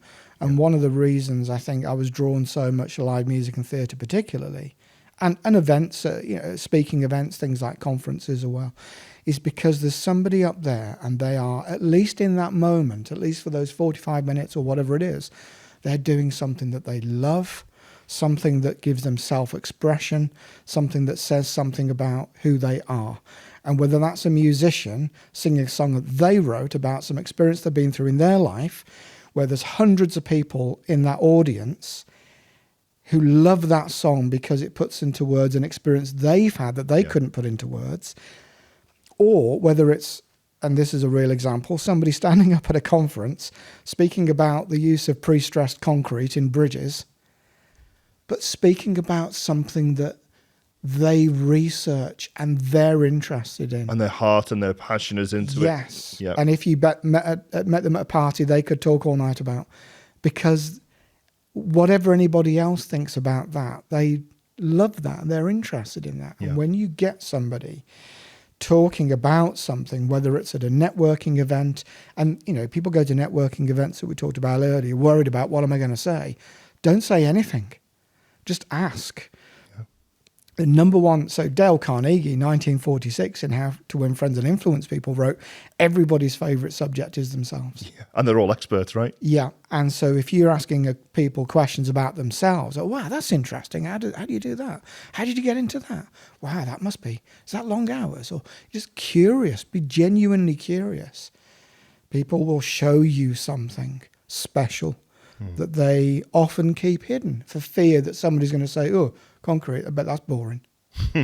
That's a really good point, that, because just because you might not be interested in preset concrete, that individual may have spent 20, 30 years of their lives not only talking about it, but all of the years preceding it, learning, studying, possibly have a PhD in the subject of the structural integrity of a polyisomer mix, just any sort of random stuff, because PhDs are so specialized. They're not sort of, I do concrete. No, I don't. I do the specific mix and how it impacts on the durability of temperature control in the Middle East. There was one presentation, and they were talking about how they are determining, they're doing structural surveys of bridges, non-invasive structural surveys, right, with these detectors that were invented for astronomers that detect neutrinos, which are these charged particles that interact with almost nothing. Right. They're so lightweight and so energetic. And they pass through the concrete these bridges and structures and so on, they put these detectors underneath them, and it's like X-raying the bridge using this natural energy that's coming from the space. cosmos, basically. Yeah, exactly right. And, and so you can see they've come onto something. They've stumbled across something and implemented something. Somebody's read something in a research paper and thought, Could I do that? Would that be possible? Could we, and they've built proof of concept and they've developed this into this technology, and it's exciting for them. Yeah. And I think anybody you ever meet, you ask them questions about them and what excites them and what interests them and why they do what they do. Yeah. Within 5 minutes, you'll be interested in it. Yeah. Because because of the energy. Yeah, it's the energy, right? And I was reading a paper the other day that says scientists have discovered that we have a glow. Now, some may argue, well, we've known about auras for thousands of years, but we give off a glow, and then when we die, the glow is non-existent anymore. And there's particular holistic people out there that will say, oh, well, we can translate your aura for you and stuff like this, right? And I just so happen to be one of the people that believes in this. I believe energy is a continual transference, which is demonstrated through physics. So we already know that energy is constantly transferring and moving. But I think it's a lot more than what we understand when we communicate. I think when we communicate, we can give off certain, people say vibes or energy, whatever it is, whatever word you want. But there is absolutely something there that we cannot see within the human eye spectrum that says, I am attracted to this person's energy. I don't mean necessarily you fancy them and you want to go on a date with them. I'm just talking about something makes me want to continue to ask you why, or something makes me want to say, ooh, can you tell me some more about that? That's a really interesting topic. Yeah. Not something I've personally thought of. I don't know anything about pre-mixed concrete. I know a little bit because I'm a builder, but am I an expert in concrete? Absolutely not. No way. I know what to order, and I speak to the people on the phone who can then come and give me advice. But no, I'm not an expert, not by any stretch. And I think when I'm photographing speakers at a conference like that, it's trying to get into that. I'm trying to get into that person's rhythm. Yeah. I'm looking for which way do they. You look at any presenter, and they will favour the left or right of the room. And a singer as well, when they pause between phrases, they'll move one side or the other. So if you can get into their rhythm, you can be in the right place to get a photograph that doesn't have the microphone in the way. Yeah. And if they're at a conference, you can get into the rhythm of somebody, and you know when they'll point. You know when they'll do something with their hands. You know when they'll look at the screen. You know when they'll smile. Yeah. Because it's predictable, and human beings are incredibly predictable. As much as we like to think we've got free will and we're individual, we're very predictable as well, because our brains are lazy. Yeah. And so if I can get into that person's rhythm, then I'll capture a fleeting moment that they'll see that photo and they'll say, wow, I want that to be my new LinkedIn profile picture, or I want that to be on the poster for our tour, or whatever it is, because that's showing me not, looking stupid with my mouth open, which most of the time, if you take a photo of somebody randomly when they're either talking or eating, they'll look stupid. Yeah. They won't like it. It's not flattering, so don't do it. But it's about, in any instance, I think it's about trying to capture somebody at a moment. And this is where I think those 20 odd years of coaching and development skills are definitely part of the way that I do the job. It's about seeing something in that person and seeing more than they see in themselves and bringing that out. And people often go away, where I've done like studio sessions with business people and actors and so on, they go away with something. They go away talking about, like, wow, that was a really great experience, or I feel different, or I feel better. Yeah. And that's not in, sit here, move your head like that, bring your chin up there, put your shoulder back. That's in, what is it? What is it that you know or do or have done or aspire to that makes you more than you've believed yourself to be in the past? What is it that makes you light up? What is it that's exciting to you? What can you talk about for hours given the subject, given the opportunity? And do you think the audience picks up on that energy as well, or the people who are observing a still picture, even they go, "Wow, that picture is great," Yeah, because they can see the energy, even though it's a still. Absolutely. You look at people coming out of a gig or of a theatre performance or a movie, or having read a good book, and they are transcended. They are somewhere else. They have risen above the mundane limits of their world. They've been shown something else, whether it's a situation played out on stage that's inspired them, or that's given them a way of understanding what's going on in their own lives, or lyrics in a song, or whatever it might be. It's something that's shown them, going back to your point about the small world, it's shown them that the world is bigger because they can be bigger within their world. And I think, imagine having, like there has been recently in Cardiff, 70,000 people all there to listen to one very famous northern band, all being able to sing in unison to a back catalogue of 20, 30 songs. And these are like 70,000 of my people. Might be that there's an accountant, might be that there's an unemployed bricklayer, it might be that there's somebody who's a right-wing nationalist, and there should be somebody who's an LGBTQ spokesperson, but they're all there in that moment. Well, I think Rick Astley was one of them as well. Oh, really? So, yeah, that whole cross-section. What did the Gallagher brothers say about Rick Astley at one point? That makes me laugh just thinking of that, Yeah. But as you say, that whole cross-section, if you can afford a ticket... Yeah. Or win one, or whatever. But somehow managed to get into this auditorium where 70,000 for that 2 hours, your people. Yeah. Whatever our backgrounds, whatever our differences tonight, we are one, right? I did all here. A podcast interview with somebody once over Zoom, and I saw on the bookshelf behind them one of my books. Oh, wow. So that was exciting. Yeah. So multiply that by 70,000 people, and millions of people who know every word to their songs.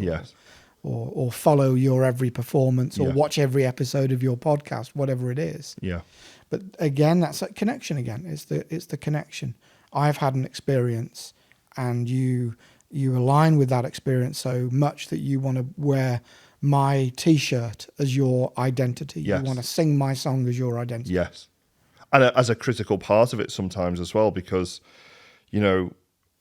I come from the north of England, and we take some of our things far more seriously than others. Football and music and drinking typically are our three most serious pastimes. So if you don't happen to like my favourite band or my football club, and even when we speak about our experience, our shared experience, I noticed this particularly in football fans. And remember when we were dribbling down what's this we nonsense? You weren't on the pitch. Yeah, but I was there in spirit. and they say dead in the eye, true as anything, when we were there, when we did this, when we did that. And do you remember when we won that cup? And the footballers will often talk in the press conferences about how they felt the fans were with them, were supporting them. It was the energy of the home fans who travelled that sort of gave them the momentum they needed, and so on. So I think there's... It's real. Yeah. That's the point. Because we're a social animal, and we need that. We need that in each other. And this really sort of brings us full circle to why we're having these conversations, because if you want to be successful in any sort of business, whether it's a small side hustle, want to get a couple of £100 a month extra income, or whether you want to build a multi-million pounds business, understanding the energy of people, how to engage and communicate in an effective way, understanding that we are herd animals, really. We're pack animals. We do better together because we're social. If you can overcome some of your own self-doubt, your own self-fear, and say, actually, I'm going to go to that event. I'm going to pick up that book. I'm going to go to that gig. I'm going to do something positively moving forward. And even if I fail, even if I go there and I go, oh God, I don't know the answer to any of this, or the guy talking or the lady talking on stage, I don't know anything about what they're talking about, but I'm interested in that person over there. And I wonder if I just go and have a conversation, what do you do? What's that going to lead to in the next 20 minutes? I mean, I met my wife online, my second wife, my version number 2, my upgrade. As did I. No, you met my wife? online. Wait Did a she minute. not- What? did she not- This podcast wasn't going to go this way. Did she not mention it? No, I met my second wife on that as well. Oh, right. Okay. So separate wives then. We haven't got the same wife. We're not in a... As far as I know, I only see mine half a week. I don't know if that's connected. I only see mine half a week. Wait a minute. What half of the week are you seeing your wife? Always odd dates. So. This is getting weird. We've taken a bit of a turn here, right? We need to phone our respective wife at the moment and find out what's going on. But the reason why that was important as a comment to make is because it has become more accepted to do more social things online. And when we talk about social media before, we're not just talking about put up a post like my business. You know, our whole entire lives are governed by this now. Like if you want to go to the bank, good luck, because they've closed the branches down. So you've got to go online. So we're being governed more and more to go online. But then at the same time, we're social animals. So all these people who, you know, want to go to the bank, not necessarily because they want to physically go and draw out money or make a transfer, it's because they like Brenda, who's the customer service officer in the bank. And they've been talking to Brenda for years about her family and about how her children are growing up, and we've got children a similar age, and they're going to the same school. And now Brenda doesn't work there anymore. She's been made redundant. So now I can't speak to Brenda every Tuesday when I go and draw my pension or when I go and make the transfer to my whatever. We are moving people more towards social media without necessarily contemplating the impact that's going to have. Because now I can sit in my armchair and I can say, oh, that Peter Freeth fella's put something on LinkedIn that I don't agree with. And I don't really know Peter because I'm sitting in my armchair in my house and I've never met Peter. Obviously, that's not true now, but I've never met Peter. So I can actually be quite mean to him because I don't know him. My opinion is justified. It's what I think. I don't care if it hurts your feelings because I'm never going to meet you anyway. Well, if anything, you want to hurt my feelings because you want me to feel as bad as you do. Right, yeah. And I want other people to feel bad. this as well. Yeah, because you're sitting there stewing in your own juice, making yourself feel miserable. Ooh, yummy. If you can make everybody else feel that way by interacting with them in the same way that you're talking to yourself inside your own head, and you can bring everybody to that same level, then you are normal. Yes, I'm fine. And you're back in the pack again. Yeah. You're in the herd. I'm in the herd. And the herd is, we don't like, in this case, it's going to be Peter, because I don't agree with, him photographing this band. And the herd is, we don't like those kind of people, and this is rubbish, and that's rubbish, and Oasis are rubbish, and the government's rubbish, and everyone's Brexit's rubbish. And go Andrew Tate, right? And everything, and these are the things that you should like, and these are the things you'd agree with, and these are the hobbies you should have, and so on. And by building those communities are terribly important. But I think, going back to what I said earlier about being in the office, you were forced to coexist with people you didn't agree with. And out of that disagreement, if you're lucky and if you well organized, comes productive conflict. And out of productive conflict, you get ideas and invention and ingenuity and inspiration. You don't get those things inside your own head sitting in an armchair. So this really is my point. It's like, well, how now do I manage I don't agree with Rachel from accounts, to use a popular phrase at the moment? Well, I don't get to speak to Rachel from accounts. I don't get to speak to any of the people that are in Rachel's department. So I've got to sit here at home, and now I've got an axe to grind against Rachel from accounts. So what's the only outlet opportunity that you've given me that I'm allowed to do? Oh, just go and put it online. I think that's quite a divisive and dangerous path that we're putting people on, actually, because, if I acted that way in the office, I said, oh, Rachel from accounts is an absolute fill in whatever you want, and a complete idiot, a moron who couldn't manage, a Tesco's bill, never mind the economy.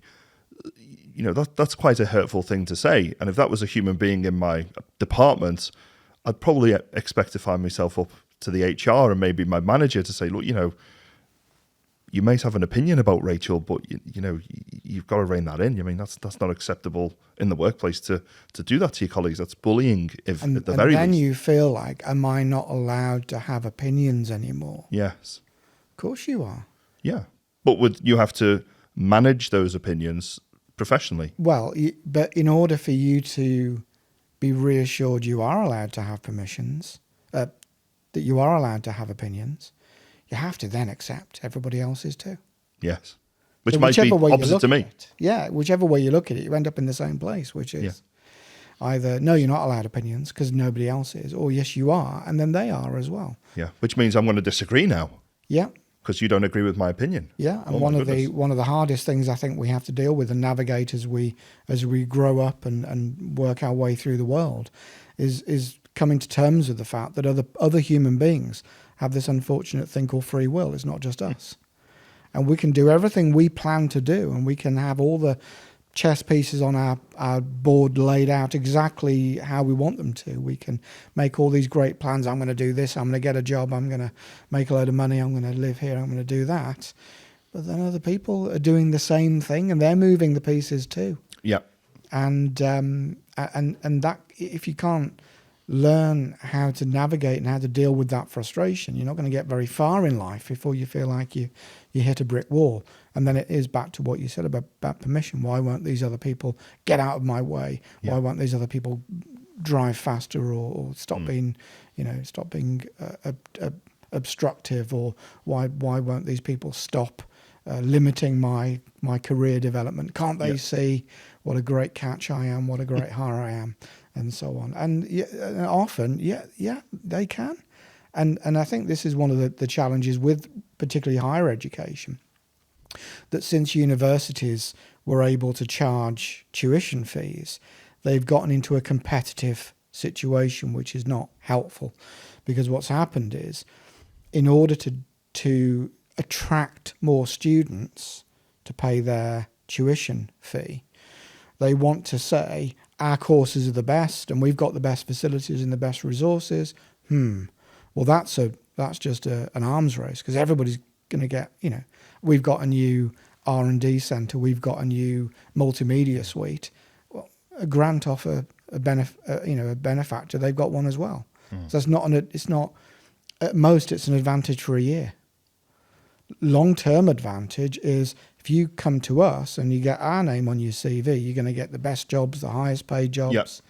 And so university, and I've heard this at recruitment fairs that I've been to, come to us and you're guaranteed to do this course and you're guaranteed to get a job in this industry. We've got the best reputation for getting high paid jobs. Come and study with us and you'll get a salary in the top 25% and so on. And it's competition and it's learning and it's putting a price on all of that. And in a lot of ways, it's counter to what the university education was originally about. And I think that's created a lot of problems and expectations with then people going from university in the workforce and, right, where's my promotion I've been promised? Where's my top 25% salary I've been promised? I've been told for the last 3 years that I'm the best in the country, so you should hire me. Well, yeah, you are in the top 1%, but so are these other 300 kids. Yeah. We've only got 10 places, or we've only got one job, or there's only 12 places on the graduate scheme this year. Yeah. And I think unrealistic expectations are being set as an incentive for the universities to sell places, because they've got to do that to keep the courses running. I think my suggestion about universities is they're one of the worst snake oil salespeople in industry at the moment. Because since the 1990s, with the famous education speech from Mr. Blair, universities were told by the Department for Education and by Tony Blair himself, we want 1 in every 2 young person to go to university, which was absolutely unheard of at the time. Middle class England, who were very unsure about a Labour government, went, what? My kid's going to go to university? Tarquin is going to go to university? He's as thick as 2 short planks? Well, what's Tarquin going to study? He's no engineer, he's no doctor, he's no architect, he's no lawyer. You go, yeah, but he can study fine art and geography. Humanities. Yeah, go study that. You can't do any injuries with that. You're not going to hurt anyone if you're a terrible fine art and geographist I don't know what a geographist would be. What's a geographist? I don't know. But, they go and do their degree, which has pretty much zero value in terms of contributing vocationally to the workplace. But it gets talking out the house for 3 years, racks up not quite 50k debt at the time. It was only £1,000 a year back then to pay for education, and the government subsidised the rest. So universities became really big real estate owners. They started buying, coming back to your point, we're the best because we've got a new music studio, we've got new digital marketing studio, new journalist studios.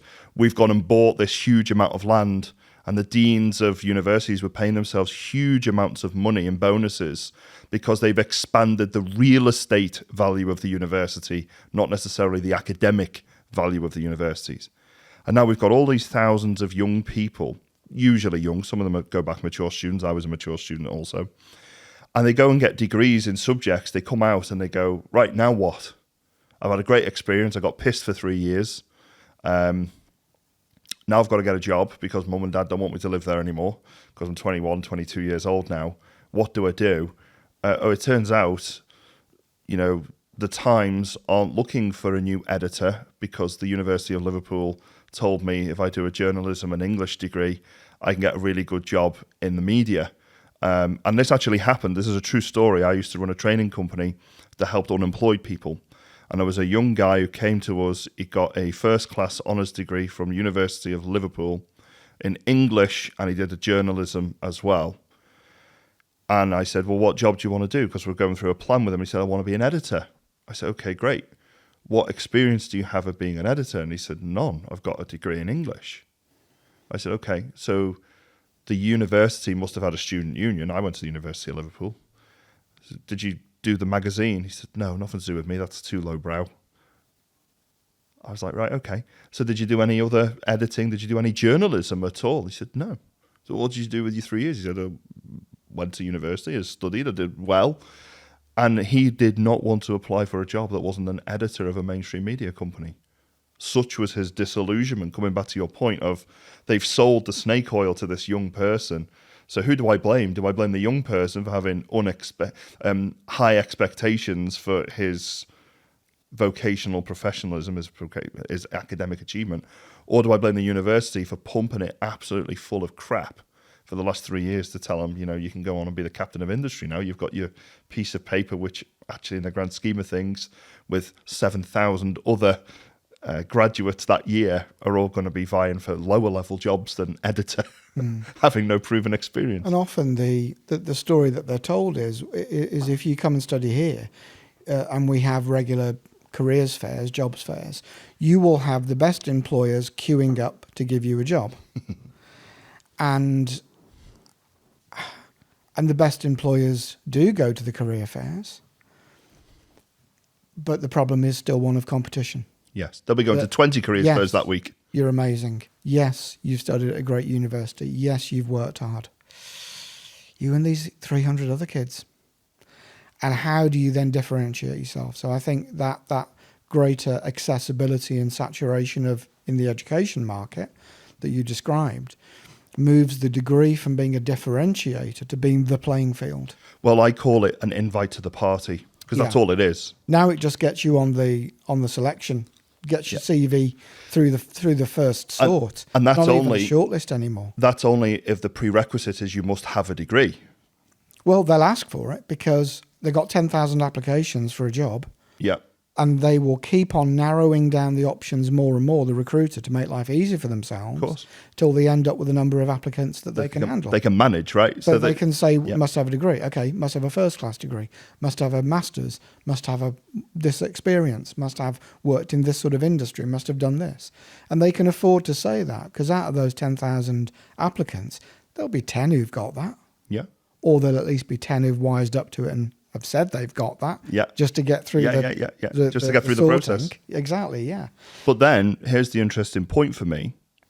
I can teach somebody in 5 days how to become a search engine optimization specialist for free and teach them how to get a 50k a year job when you've just spent potentially 3 years of your life begging at the end of it with a piece of paper that's practically meaningless unless it's a professional vocation like a legal or a medical or a veterinary or dental or an engineer, begging somebody to give you an opportunity for a job that's going to give you an entry-level salary of, say, £25,000-30,000, when actually we got plumbers now after a 4-year apprenticeship who've been earning for 4 years, got a valuable skill because there's virtually no plumbers left in the world, and who can actually start earning significant sums of money, more than most lawyers at the moment. There are more legal students than there are lawyers, but plumbers, we ain't got none. Go find yourself a plumber, see how you get on. Electricians, bricklayers, carpenters. Then you come to the digital media stuff, search engine optimization, social media managers. What qualifications do you need to do those things? Well, actually, being honest, Facebook will give you that for free. They actually have an academy. Google gives you that for free. They have an academy. Instagram give it you for free. They have an academy. TikTok will give it you for free. They have an academy. So what is it you're doing? If you really want to earn money, let's say, if that's your goal, to get a job, you can go and do a free education right now with any of those very large... But then that puts us back in the same situation, which is anybody can do that. Yes. And therefore you're back to square one. It's a level playing field again. And therefore, but you're not 50 grand in debt. Well, yes.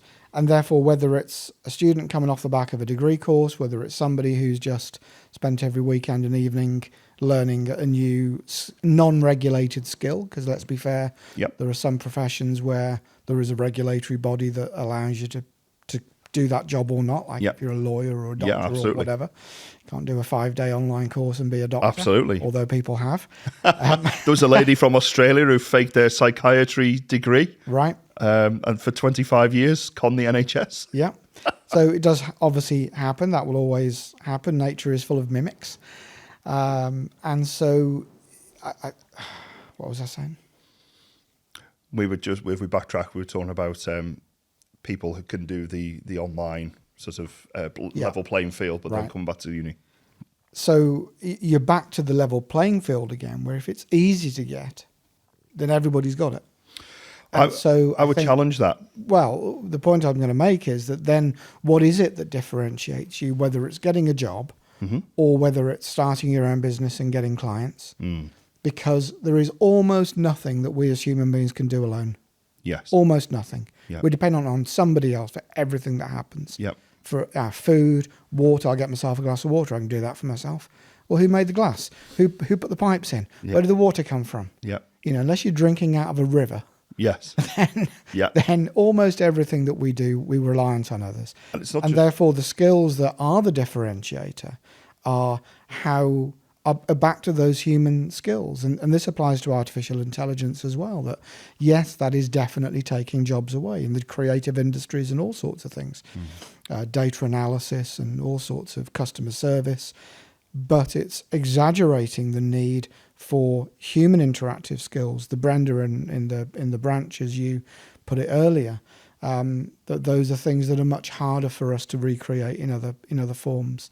Not to say it won't happen, but for now we're in a period where it's the human skills, the human interaction, understanding people, getting the best out of people, sitting down with an interviewer and actually having some agency in the interview, not sitting and waiting till you're asked a question.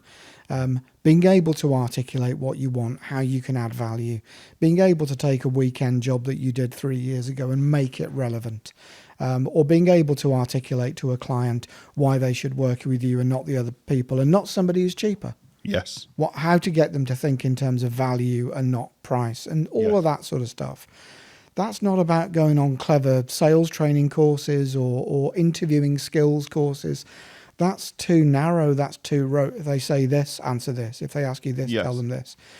It's skills in understanding and relating to people, and that can be learned. And there are people who have learned that early on in life, and there are people there are kids in the streets of Birkenhead who are better at that than kids that went to Eton, let's say, and vice versa. Yes. So there's nothing that says if you went to that school or you had that upbringing, you're going to have those skills, because those skills are are everywhere. They're evenly distributed through the population. Yes. But that means they're learnable. And if Yes. they're learnable and you're looking at somebody else and you're thinking, how did they start a business? That should have been me. How did they break into that networking group? That should have been me. How did they get that success? That should have been me. Well, go and ask them. Because the thing that everybody wants to talk about is themselves. You ask anybody, how did you get to where you are? They will be happy to tell you. And they will almost teach you the things you need to do in order to replicate that for yourself. There's a chap on social media who, I don't know whether it's staged or not, I don't know him personally, I don't even know the name of the channel really, but it comes up on my feed regularly and it does make me smile. He interviews really old men, usually men, getting out of really nice cars like Lamborghinis and Ferraris, and he says, "Hi, I'm such and such, I got a YouTube channel, I just want to know, how did you become wealthy?" And they say, "Oh, I sold my company for $1 squillion back in 2000, and it used to sell widgets and gizmos to X Corp." And he says, "What piece of advice would you give?" And then the person will say, "Oh, this is the piece of advice I would give." And I love that. It's simple, it's succinct. But one of the things that I see very often, and it's a massive point of frustration for me, I see people spend quite literally tens of thousands of pounds on training courses, mentorship programs, academy groups, and I will go there month on month and I will say, "How many properties have you looked at this month?" Not even how many have you offered on, just how many properties have you looked at? And they'll say, "Oh, none, I've been really busy this month. My wife's got this going on and the kids have got this going on and I'm the shed I'm building back in the garden, I just really haven't had time." And I'm like, wow, okay. And then the next month I'll say, "Have you looked at any property?"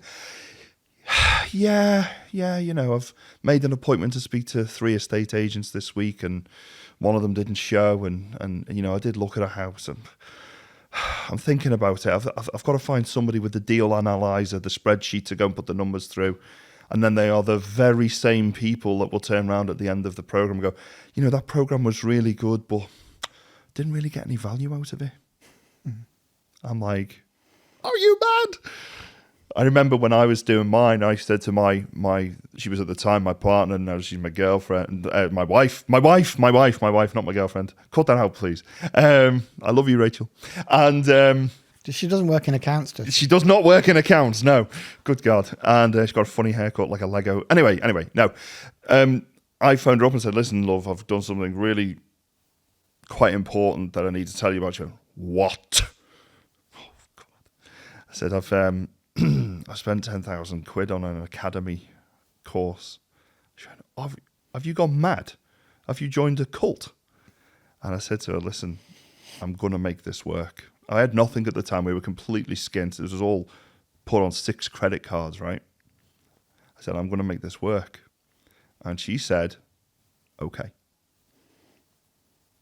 I get emotional talking about it, actually, because I say this very often. I say having a cheerleader, somebody who believes in you, has faith in you. Well, that's back to what I said about seeing something in somebody, seeing that spark in somebody, and relating to that rather than the easy stuff like the job title is. I can see there's something hiding in you trying to get out, and if I can bring that out, that's better for both of us. And I told her I was going to make it work, and she said okay.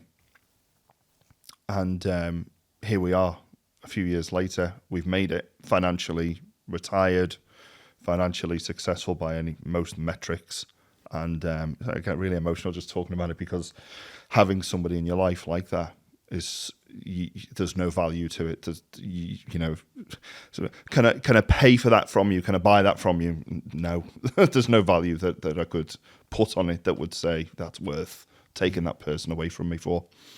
But having that sort of person to cheer you on, and then having the will and the mindset to say, "I'm going to make this work," and mean it, and every month going there with actionable steps that you've taken. When your mentor says to you, "Have you done this?" and you say, "Yes, I have." Well, when we were talking earlier about the people around you who want to keep you safe, but they're also keeping themselves safe, and I said that rather than focusing on role models, which people often do. There are pictures on their walls and books Yep. on the shelf, and these are people I want to be like. Yeah. You mentioned Arnold Schwarzenegger, Yeah. and so on. And that's why I said at the time that having somebody who gives you recognition is actually more important. Yeah. Because having somebody who's way over there, who you think, wow, I want to be like that person, haven't got the first idea how I'm going to get there. Yeah. And so what actually happens is that great ambition becomes discouraging. Yeah. And again, there's been research around this, that if we get people to think about big ambitious goals, it's actually discouraging because it increases the difference between where I am and where I perceive 70 miles away, right? It's so far out of reach. Well, there's no point even trying when and the same thing happens like in call centers where we're comparing people directly. Like the first person to sell 10 insurance policies today is going to win a holiday voucher. And lunchtime comes, you see somebody's on 8, you've done 1. What are you going to do? Are you going to stay over lunch? I'm going to do 9 more. Or are you going to think, no point now. What's the point of even trying? Yeah. And so what the effect of those short-term incentives is it actually de-incentivizes the team as a whole overall. Yes. The boss can say, hey, we had somebody sell 10 policies today. But the team as a whole sold fewer because once somebody gets a lead, and it's always the same person, becomes discouraging to everybody else and they give up. It shuts down the other 70, 80, 90% of your team, right? Right. And it's like you were saying about the killing the conversation. It just your energy goes, I can't even be bothered in it. What's the point? Yeah. One person achieves the 10, but because I can see that you're already on 6 and I'm on 1, I think, bloody hell, I'm not going to catch up with him. So having somebody who doesn't set that high bar to aim for, but somebody who gives you recognition along the way. Because it's very easy to have people around you and kid yourself that you're surrounding yourself with critical friends, and it's important to keep myself grounded and so on and not get carried away and have people who are negative and say, oh, that won't work because, and that won't work because, there's no point trying that, that'll be a waste of time, and that'll be a waste of money, and 10,000, well, what are you going to get out of that, and that's useless and so on. That's really easy to do, and that's safe, because if you say that won't work and you don't do it, you will always be right. Yes, there's a 100% efficacy rate. 100% right, yeah. So you've always got, and people would always rather be right than be happy. So let me ask you this, because when I look at, or when I go and read autobiographies, or I listen to them on audio mainly, I'm not going to lie, because I do a lot of driving, so perfect for me to listen. As you said earlier, you know, lots of people, I grew up on the wrong side of town, you know, there's always a bullshit backstory, we call it. And these guys and girls who've gone on to become successful, they've all said about, I think I've got ADHD or ADD or autism, myself included. I actually have a diagnosis, not self-diagnosed.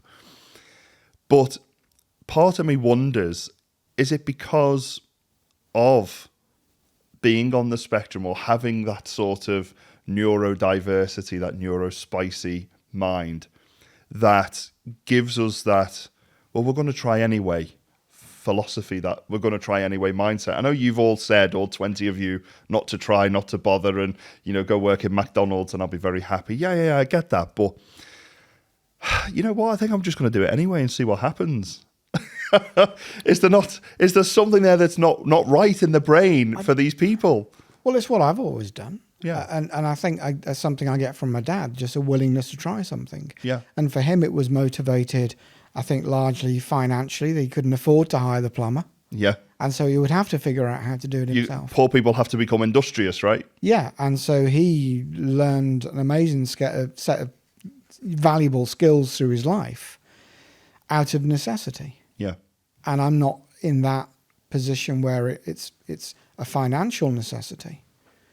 But I could also see the joy that it brought him to learn something new and conquer some problem and, you know, and achieve something and so on. And that's definitely something I recognize in myself, the willingness just to have a go at something. And if it doesn't work... That is also a metric of success in its own right. Sense of achievement, sense of accomplishment. Well, it's actually never about whether it's worked or not. Everything you do will work if you do it for long enough. My measure of achievement, I suppose, really is, did I get somewhere close to where I thought I would? Yes. But most importantly for me is, did I enjoy it? Yeah. And so many people now, again, through pressure from social media and self-help nonsense, are saying, I've got to find my purpose. No, you don't. Just do stuff you enjoy doing. Yeah. Something might come out of it. You never know. What's your purpose? What your purpose, honestly? Then, I talk about things exactly like that. And it's a bit, I find it a bit challenging because obviously I still live in the area where I come from, and I'll talk to people who I've known for a very long time, and they'll say, yeah, that's easy for you to say that, Carl, but I'm working 2 jobs. I've got 4 mouths to feed. I don't have time for that. That's a luxury I don't have. One of them is a cleaner in the hospital and also a dinner lady. And my mum did that job as well, actually. And that's what she does. She cleans and she's a dinner lady. I don't think we call them lunchtime attendants, I think we call them now. Lunchtime supervisor. Lunchtime supervisor, yeah. Somebody got paid a lot of money to change the dinner lady title to the lunchtime supervisor title, right? And she has an element of universal credit, which is a state benefit here in the UK. So she's like, I don't have the time or the luxury to think in those terms. If we looked at, don't want to get too technical, but if we looked at the hierarchy of need, she's at security. She doesn't have it.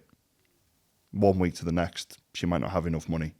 If she twists and breaks her ankle in the schoolyard, then she's off sick, and her sick pay is not great. So what is a person like that to do when it's like, oh no, just do stuff you enjoy and see where you go? How could we help that individual take the next step if they wanted to? Mm-hmm. It is tough, I think, when you get to those extremes. Yeah. And I talked earlier about being at the extremes of sort of human physical performance. Yes. But there's also the extremes of survival. Yes. And when we're in that survival mode, the chemistry of your body does actually change. Yes. And there's more stress hormones in your body. You're closer to that limit where everything is suddenly too much. Yes. And I think, we've all had times in our life where we've reacted in such a way that somebody else has said, whoa, that was, you flew off the handle. That came out of nowhere. Actually, it didn't come out of nowhere. Yeah, they didn't see the slow build up over days or weeks or months. 100%.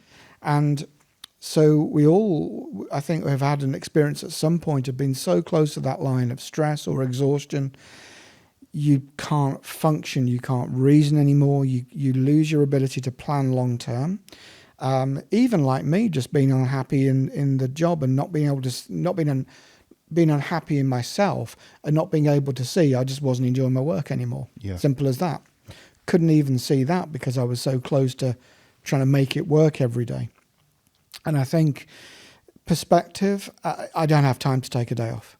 And so I don't have the luxury. I can't just go and sit in a field for a day and, see what inspiration comes to me. Yeah. But I think if at first you feel like you can't change your physical circumstances because you're up against the limits of time and resources in all of those different areas of your life, it's always possible, I think, to create space through your communication with other people, because we're all working within a system. We're all part of a system, and we all interact and build that system around ourselves. So the person who wants to be valued for being helpful, like I used to be, will surround themselves by people who need help, and are quite happy to consume that help, as much of it as is available. Yeah. And they will consume more and more and more until there's nothing left to give. And they don't care, because it was freely given. Yeah. What's the problem? So if you're going to complain that, all these people have got high expectations of me, well, you created that. You created that environment, because right? at some previous point in time, you valued it. You valued being needed, or whatever it was in your life. And you'll have learnt that as a child by what you were given praise for and what you were given time and attention for. Your parents will have inadvertently taught you that you're valuable to society because you are smart or pretty or strong or resilient or whatever it might be. So we carry on playing that pattern out, and we start to surround ourselves by people who have a dependency on that thing that we do. Yeah. And if we can become aware of that and think, I'm going out of my way to surround myself with people who are constantly telling me their problems, and it eats up all my spare time. And if we were to just push back on those people a little bit, it's amazing how much time it creates. And one of the things I used to do a lot was coaching leaders in corporations on leadership and talent programs. And great majority would say I'm a micromanager, or my team complains I'm a micromanager. And there's nothing that person can do in themselves to change that. In order to change that, because managing is a relationship. If you want to change a relationship, you have to tell the other person you're going to do that. So if you want to change the terms of a contract, you have to tell the other person, I don't like this, can we change it? Yeah, it's a And transaction. they'll say yes or no. Yeah, it's transactional. Right? If you want to change your relationship with your team, you have to say to them, okay, guys and girls, team, whatever, I really want to work on this micromanagement thing. I really want to work on it, and I'm working with somebody to help me with it, and I need your help as well. And if you catch me doing any of these things that I used to do, I want you to tell me about it, because I don't know. It means I'm under pressure. I'm slipping into old habits. I don't know about it. So don't think, he's going back to his old ways, because we all will. Yeah. Left to our own devices, especially under pressure. Go back to what you know. Under stress, we will all go back to our comfort zone. Comfort zone isn't comfortable. Comfort zone is just familiar. Routine. And so we'll all do that. And so you've got to tell other people. And so the person who is the listening ear for everybody to come and air their problems with, as they say, a problem shared is somebody else's problem. And so now they dump all their problems on you. Your evening's gone. You can't go and look up that online course that you were thinking about doing. You can't go and look at the local colleges on website to see what free courses they offer. You can't read a book, do something like that, because now you're wiped out. It's time for bed. Yeah. Cycle repeats again tomorrow. So you've got to create time by pushing back on people, and that's the hardest thing to do, because you're risking rejection around the thing that you value yourself about. I'm not going to listen to your problem. And when I get managers to push back on people, there's a really simple trick I teach people, which is they get caught in, it's a time management thing really. They get caught in this trap of thinking they've got to say yes or no. I need you to do X. Yes, because I want to be compliant. I want to show that I'm a team player. I'm good. I'm going to do this thing. I'm going to be helpful. I'm going to be valuable. No, I'm awkward. I'm not a team player. I'm rejecting myself out of the social group. And so they'll always lean towards yes. Well, yes and no are not the only two answers. And so what I get people to do is say yes if. So it's a negotiation. Yes, I'll do that for you if you do this thing for me. Yes, I'll get you that report by the end of the day if you prepare this data for me or download this spreadsheet for me. Yes, I will do that presentation for you if you do the slides and get them to be my 10 o'clock. Could even be, yes, I will work Saturday, but can I have Monday off? Yeah, but could I? That's asking for permission. If. Yes, if. That's go. Giving away your authority. See, very important, asking for permission. Yes, yes, but can I? Rather than saying yes, if you do that, it's a like you're giving away your authority. Yeah. Or can I do that? You've already agreed. Yeah, I'll work Saturday. Or can I have Monday? Well, not really. So yes, if. Yeah. With the agreement is conditional on a mutual agreement that we're both treating each other like adults now, right? And it can be as simple as, can you do this thing for me today? Yes, if you get me a cup of coffee. Can be that simple. Or a practical example, yes, if you speak to my boss and make sure they're okay with me not doing the thing that I'm actually working on right now. Yeah. So they were almost all reluctant to do it because it's pushing back, it's inviting rejection. Some of them did it straight away. Some of them took them 2 or 3 sessions before they plucked up the courage to do it. They all came back and said the same thing. It was amazing. 9 out of 10 people said, oh, don't worry, I'll do it myself. And what horrified them all and what shocked them all was realizing what suckers they'd been, how they weren't doing something that was helpful or valuable for the other person. It was just easier for them to ask to go downstream than to do it themselves. Yeah, very normal. And as soon as they introduced just the tiniest bit of soft resistance, don't worry about it. Yeah. Oh, I've got to tell you about this problem I've had at work today. Oh, I'd love to listen to you if you can just give me half an hour. I need to do this other thing, and then we'll sit down and talk about it properly. Half an hour later, oh, it's right, I don't need to talk about it now. Because all they're doing is looking to offload the emotion. Yeah. They don't really want to talk to you about it, because if you've ever been frustrated in that situation where you have given somebody the same advice twice for the same problem, then you know they're not listening. Yes. They just need a vent. They just need to vent. And in which case you can do what you need to do while they're doing that and everybody's happy. Or you can push back and they'll be happy. I think you and I And that's how you create time for yourself, by pushing back on the people who you have invited to take time away in exchange for you feeling valued. I think you and I definitely have the same wife. Based on that, absolutely, just that one example alone. Yes, I'm happy to listen to what's happened in your day if you give me 45 minutes so I can just go and get my head ready and then you come back. It doesn't matter now, I've forgotten about it. Oh, okay, great. And if I was in a team meeting once, that we were talking about a particular subject, this is back when I worked in the telecoms industry, had a colleague who kept interrupting with a totally different subject. And it's like, yeah, we'll get to that, Mike. We'll get to that, yeah. And I was facilitating, so I had a pen in my hand. I was at the whiteboard, writing down people's ideas for something or other. Can't remember what it was. And he'd interrupt again over this thing. And I said to him, Mike, that's a really important question that you're raising there. It's so important. I'm going to write it on the whiteboard to make sure that we remember to come back and talk about that after we've finished talking about this thing. And he went, I've never felt so good about being told to shut up. But it was serious. I mean, I'm seriously saying it's obviously important because you keep bringing it up. Yes. And yet you keep getting rejected because nobody wants to talk about it. Yeah. What's he going to do? He's going to shut down. Yeah. We don't want that to happen. Let's not just say, let's park that. Let's come back to it, because he knows we'll have forgotten. Yeah. So I'm going to write it down, because we are genuinely going to talk about that, just not right now. Yeah. And if you want somebody's attention, or if somebody's demanding your attention, and of course that takes time, I think one of the really practical ways to counter that is to give them high quality, more attention. One of the reasons they keep telling you the same thing is because you haven't heard it. You haven't heard what they're saying. Yep. That's why they keep telling you the same thing. Yep.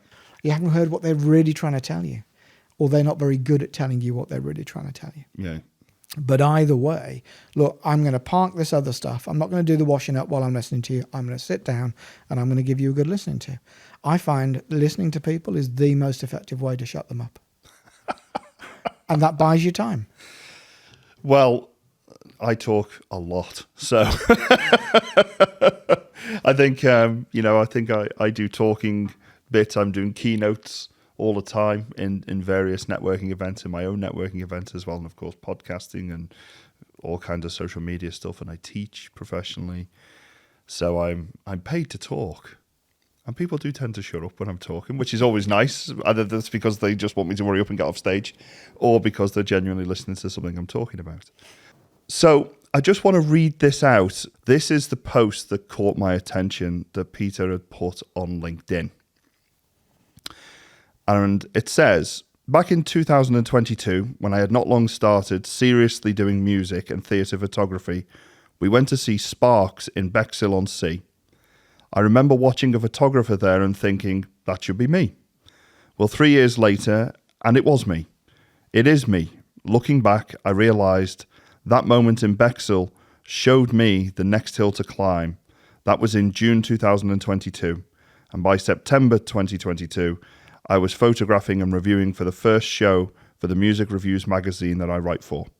Since then, I've photographed Bryan Adams, Lionel Richie, ABC, Nile Rodgers, Midge of Ultravox, Fall Out Boy, Lightning Seeds, Martin McAloon, Prefab Sprout, Tom Bailey of the Thompson Twins, Orchestral Manoeuvres in the Dark, OMD, Haircut 100, Sister Sledge, Brooke Combe, and many more. In the next few months, I've got Stevie Wonder, Simply Red, Heaven 17, and more to come.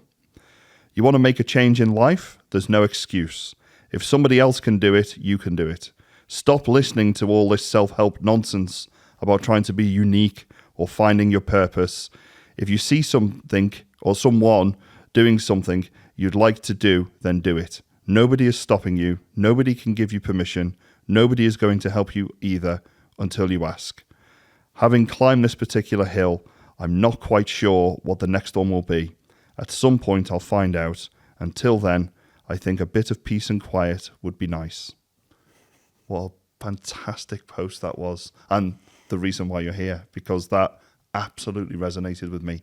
So if you want to find Peter on LinkedIn, find him for Peter Freeth. He's currently got a black and white image of, it looks like somebody else holding a camera. Is that you? Or is it that's me when my hair was shorter. Oh, you had shorter hair.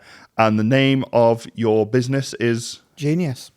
Genius Photography or Genius? Well, there's Genius Photography and there's Genius, which is coaching and learning and development, still do a bit of. There's Genius Media, which is publishing. But yeah, Genius Photography is the photography business. And we're going to put a link below to anybody that would like to get in touch with Peter and have a word with him about either photography or coaching and mentoring for business. Peter, it's been absolutely fantastic having you on the show. Thank you so much for giving us your valuable time and for agreeing and actually turning up as well. Many people don't do that. So that's fantastic. Thank you very much. Been delightful. Thank you.